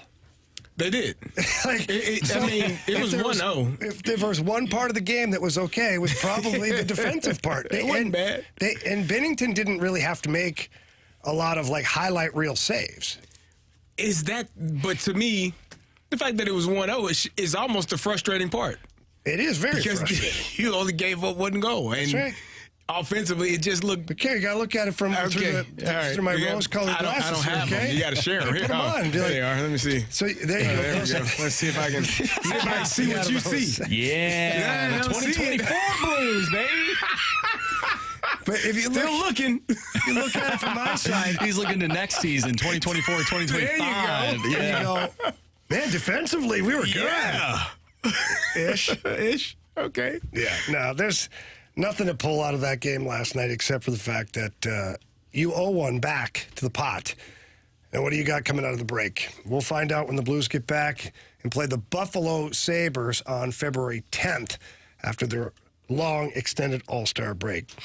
Okay, coming up next, Sports Six-Pack. So text us at 314-399-9646. That's the Air Comfort Service text line. We'll get into that next year in 101 ESPN.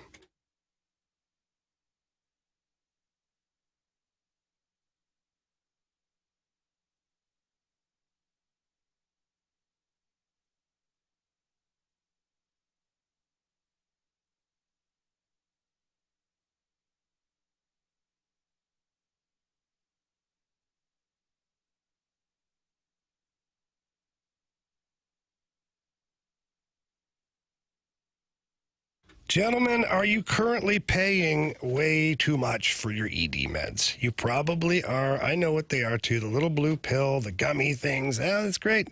Guys, the only thing that's great is that you're ready to go when it's game time, and the medicine shop in St. Charles, they can get you there. They've got a generic called Sildenafil for less than $2 a pill.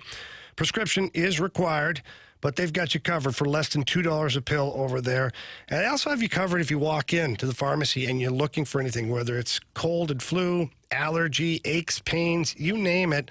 The medicine shop in St. Charles has excellent customer service, and the pharmacists are going to take great care of you. I promise you that. They also offer free, discreet shipping and delivery to your home or your workplace for any regular medicines that you take. So if you're busy, you got a crazy schedule, whatever, life just comes at you fast, don't worry about it. Medicine shop in St. Charles, they've got you covered, and you're going to absolutely love that service. I use it, and it's a game changer. So please, again, get by there. Tell them Jamie Rivers sent you in. If not, get there online at stcharles.pharmacy. That's stcharles.pharmacy.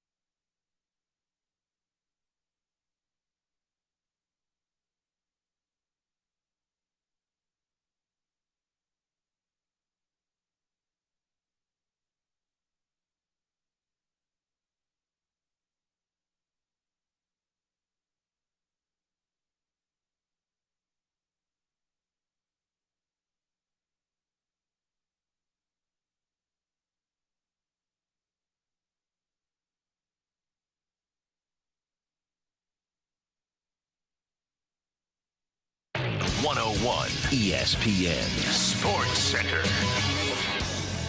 I'm Andrew Marsh. It's time for a Sports Center update brought to you by Saliga Heating and Cooling. The Blues lost yesterday to the Columbus Blue Jackets by a final score of 1-0. They will now head into the All-Star break, winners of 5 of their last 6. We talked earlier today about last night's game with Jeremy Rutherford. If you missed that interview, make sure you go to 101ESPN.com or check out the free 101 mobile app. It's all brought to you by Dobbs Tire and Auto Centers. The Blues will be back in action February 10th. They'll take on the Buffalo Sabres, and you can listen to that right here on 101 ESPN. Also, stay tuned for after the show. We'll have a Blues Instant Replay where Jamie will talk about his new Speedo that he'll wear on vacation. Definitely check that out. We have our Sports Six-Pack coming up next, so if you have a question, send it our way to the Air Comfort Service text line, 314-399-9646. Sports Six-Pack coming up next. I'm Andrew Marsh, and this Sports Center update is brought to you by Saliga Heating and Cooling, independent American Standard heating and air conditioning dealer.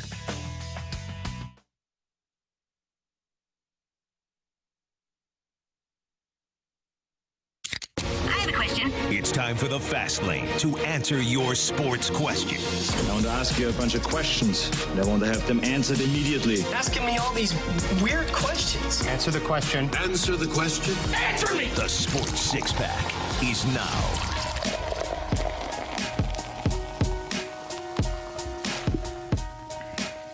It's a Fast Lane here on 101 ESPN. It's time for the Sports Six-Pack. Marshy. Question number 1. All right, from the 217, and I know we've been talking Blues hockey all day long, trying to put blame where we think it should be after last night's loss, but the 217 wants to know, why aren't you guys putting the blame for last night's game where it really belongs? I don't recall hearing anyone on the Riz Show crew encouraging the Blues to shoot. And I saw them, too. Did you? I saw Scott Rizzuto. He made his way all the way down to the bench. He never said a word. He didn't say shoot the puck? Nope, didn't say anything. Nothing to encourage the team at all. Clearly. Mm-hmm. We found the reason. Damn, found the culprit. It's always their fault. Come on. Listen, everyone knows when you go to the rink, you have to yell, shoot! Otherwise, the team does not really know. Yeah, they have no idea. They have no clue idea that they need to shoot the puck. Come on, man. Shoot the puck. You gotta yell it. Way to go, Riz. We did get a mic drop earlier about shooting the puck. Take a listen to this. Oh, boy. My level of trust with the Blues. Well, I was at the game last night, and I found myself going, just shoot it. And I actually turned to the guy next to me and said, oh, my God, I'm that guy. Can't trust myself even watching them now. How can I trust them? I don't know what to believe anymore. That's one of the greatest mic drops ever. I can't trust myself right now. How can I trust them? I don't know who I am. What the hell am I doing here? I'm that guy. That was awesome. Whoever that was, thank you. Oh man. Question number 2. All right, from the 314, Jamie, you actually mentioned Trent Dilfer earlier in the show. Do you think it's possible to be a Trent Dilfer type Super Bowl champion in today's NFL? That's relying a lot on your defense. You better be one hell of a defense. Today's NFL, so we're clearly past Joe Flacco, who you think is a future Hall of Famer, which I think is. You know what? The Browns are smart. They'll lock him up. Oh, what the hell?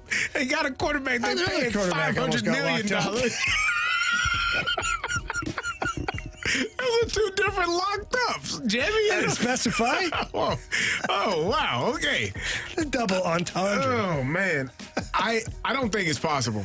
I don't. I'm looking at, first of all, the game has changed so much that, I got a couple quarterbacks that have stellar defenses that don't play very well. One is in Pittsburgh. But the Jets were unable to do it with Zach Wilson and whomever else they decided to start at quarterback. No, I'm going to say no. Yeah. It's impossible. You got to have a guy that can throw the ball downfield. It's called a forward pass. It is. You got to be able to go sideways so many times. You got to be able to throw the ball downfield to one of those elite guys that go up and catch passes. So, no, I don't think so. Question number 3. From the 314, why have sports people today gotten so obsessed with quarterbacks and their legacies? I don't think it's today. I think it's always been that way. Yeah, I go back to Joe Montana and those guys, Boomer Esiason and some dudes back then that I grew up watching. People always talk about Dan Marino and the fact that he never won a championship. Like, that's always the starter That's as kind to of why his legacy. Yeah, there you go. Right. So I don't think it's something new. Jim Kelly, he's a great quarterback, Hall of Fame. Well, they never won a Super Bowl. Yeah. Even though it's a team game, a lot of that pressure and responsibility lies at the feet of the quarterback. Question number 4. From the 618, what do the Cardinals have to do this year for Ollie Marmol to be back in 2025? Personally, think we need to win the Central. Thanks, guys. Fan of the show. Just get in. Yeah. I don't know if you have to win the Central, but I think you have to be playing meaningful games right to the end of the season. You can't be out of it. Like, you've got to be right there contending. And it'll depend on what it looks like, too. So if the Cardinals don't win the division, what does it look like? Was it a failure from the rotation standpoint? Was it a failure from Arenado and Goldie? Did they have injuries that plagued them? I just don't know what it looks like. If everybody's healthy and the way it's supposed to operate, they should be competing for the Central. They should. And if that's the case, I don't see why you don't extend them. But if it blows up again... This is the same Central Division that they finished 5th in last year, right? That's a hell of a division.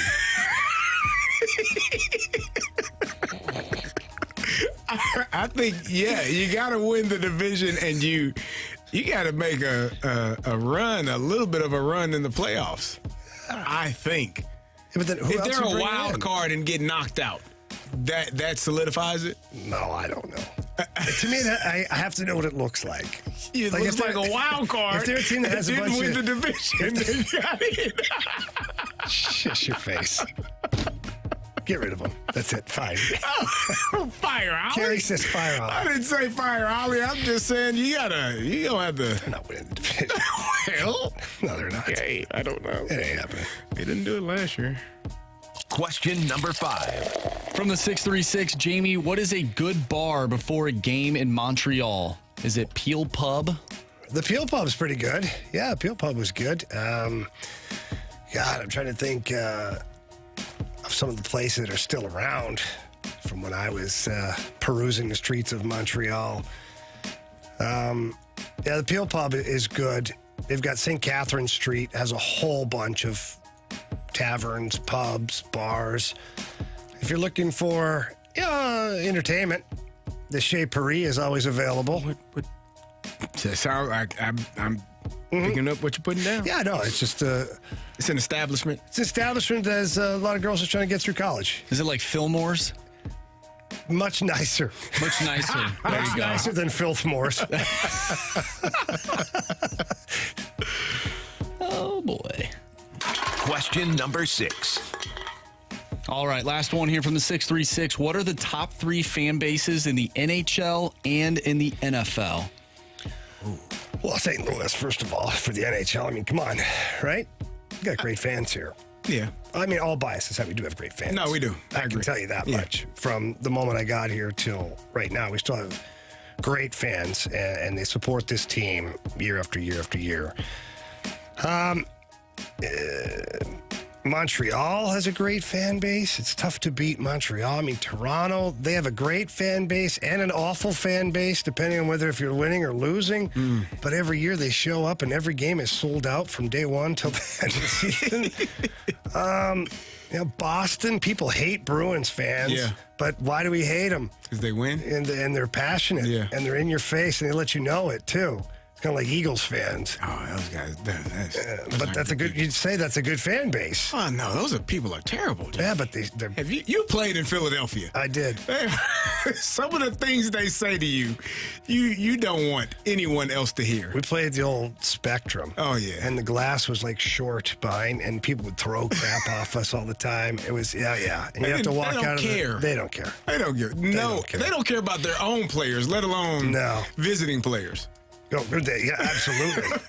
Absolutely. So I'll rely on Carey for the NFL. Yeah. The NHL has, Nashville's a pretty good fan base. I hate to say it because they're like the rival team, but look at what they do down there. Look at Vegas, what they do in Vegas. That's a pretty passionate fan base, too. For me, I mean, Green Bay is one. They are, I think those fans are like lifers, and just a small town feel. And, you know, the waiting list to get on the season tickets is like years, hundreds maybe. I'm not sure. Obviously, I gotta, it's going to sound like a homer, but Pittsburgh, truthfully, we would play places and have more fans in the stadium than the opposing team would. And, you know, Steeler fans there are Steeler bars all across the country where people just show up and show out and have a wonderful time. And then I think Bills Mafia. I was going to say, how do they not get Bills there? Mafia, man. Like, they're crazy. They are. Like, it's a whole other breed. The amount of pain and anguish that they have dealt with in their lives of being Bills fans, but they're there. They show up, show out. They're jumping off tables and burning. They even show up for other teams, too. There's players that have had things that happen, and then they start these GoFundMes. They do an amazing job. So Bills Mafia, Buffalo Bill fans, I think, are one of the greatest fan bases as well. Well, there you have it. That's the Sports Six-Pack today. When we come back here, we're going to finish it up with our Bet the Board, our 3 stars of the day, criticism, compliments, and whatever else pops up here on 101 ESPN.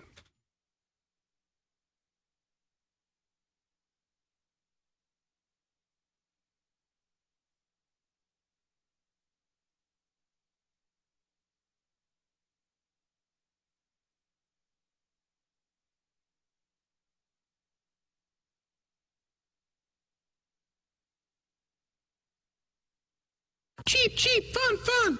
Woo, baby. The big game is coming up here soon, and you are going to want to make sure that you are stocked up properly, especially if you're going to have maybe a little get-together or a big bash for the big game. It doesn't matter. Dirt Cheap is St. Louis's one-stop party shop.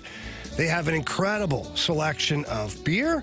They've got awesome white wine, great red wine, and the spirits over there at Dirt Cheap are fantastic. And if you're into the bourbons like I am, they've got Elijah Craig, they've got Angel's Envy, they've got Bullet, they've got even the Blantons has made an appearance once or twice over there. And they got a new one from Maker's Mark. And right now they've got the private barrel selection, which is called Snow Day. And it's only available at Dirt Cheap. You have to check that out. And you can ask for it when you stop by one of their locations. When you stop by, tell them that Jamie Rivers sent you in. They love hearing that. And if you can't get by there in person, get there on the app. Download the Dirt Cheap app. They have everything on there, all the savings, the clubs that you can be a part of. They got the raffles that they're going to make sure that you know about. And you can also order your spirits online, pick them up curbside, or have them delivered to your home. It's an awesome service that Dirt Cheap is providing. This is why they are the best in the business. So please stop by and see everybody over there at Dirt Cheap. And remember to have fun, but be careful out there.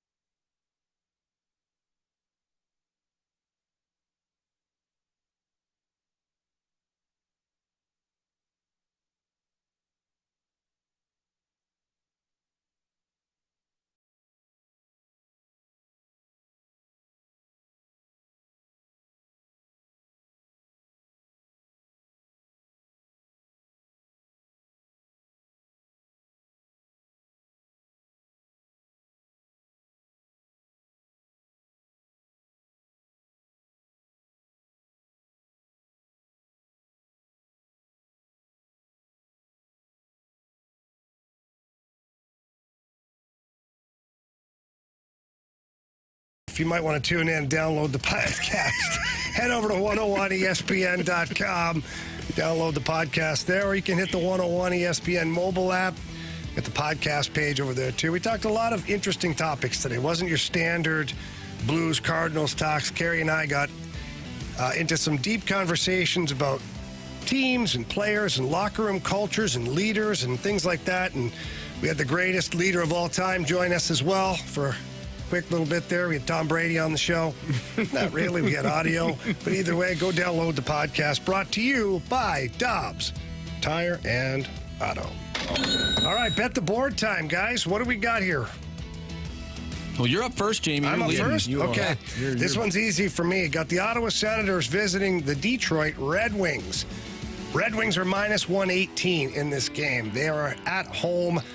They're going to beat the Ottawa Senators. I got the Red Wings over the Senators. All right. Am I next? I'm up next. I'm also. I guess I'm last, huh?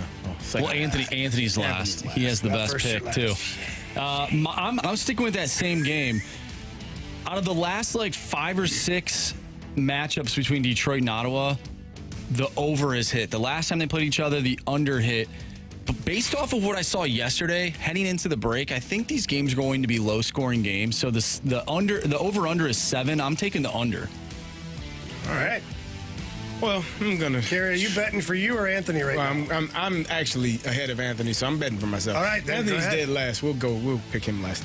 I'm gonna go the Phoenix Suns going to Brooklyn. Kevin Durant returning to Brooklyn. Oh boy, that'll be minus 3.5 for the Suns. Give me the Suns to win. All right. Well, straight up or minus 3.5? No, minus 3.5. They're 166. I would take them if you all will allow it. No. Okay.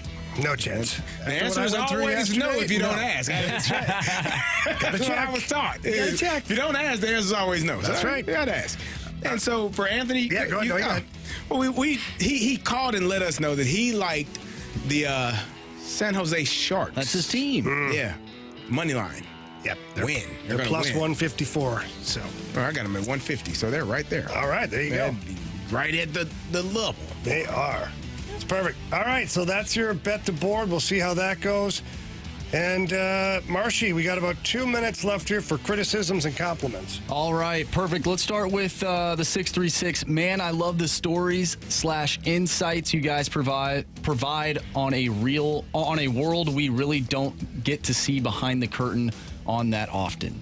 Appreciate that. Yeah, I appreciate that too. And again, if you're just tuning in, that's kind of what I was talking about with the downloading the podcast. Is Carey and I told some stories and talked about inside the hockey locker room, inside the hockey world. We talked about the NFL world and a lot of interesting stuff. So appreciate that very much. We have one from Tanisha from the Snake Pit. OMG, you guys crack me up. Been laughing the whole show. Love this show. Hope Marshy is okay. Man, he almost checked out on us. He did. That was pretty bad, man. And I thought your offer for mouth to mouth was very nice. You know, that was nice. I want him to be here, but when I realized he was okay, I moved back. You showed tremendous restraint. All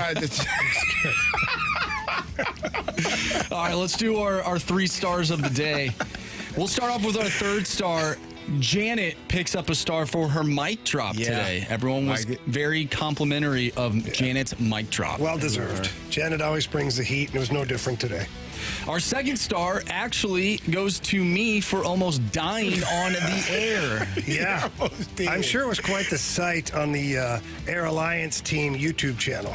He caught it at the end, but I actually saw the water pouring out of it. It was like that person's drowning, and you bring them back. Yeah. Whoa. Are you all right? Good thing you didn't get on the board. That would have been tough. Yeah. Speaking of water, though, our 1st star of the day goes to Twister for drinking water out of the other team's water bottles. Yes. Oh, yeah. We love it. He certainly did that. He did whatever the hell he wanted. Saving Jamie's life. Saving my life, too, yes. And it didn't just happen once. It was a lot. He used to like it. He'd be like, hey, I'm bored. Go do something. I'm like, you sure? He's like, I got you. I'm like, all right. That's all I needed to hear. I can go be an idiot. You watch. All right. That'll wrap it up here in the Fast Lane on 101 ESPN. We'll be back at you tomorrow from 2 to 6. Our guy, Anthony, hopefully will be back joining us. Until then, see ya.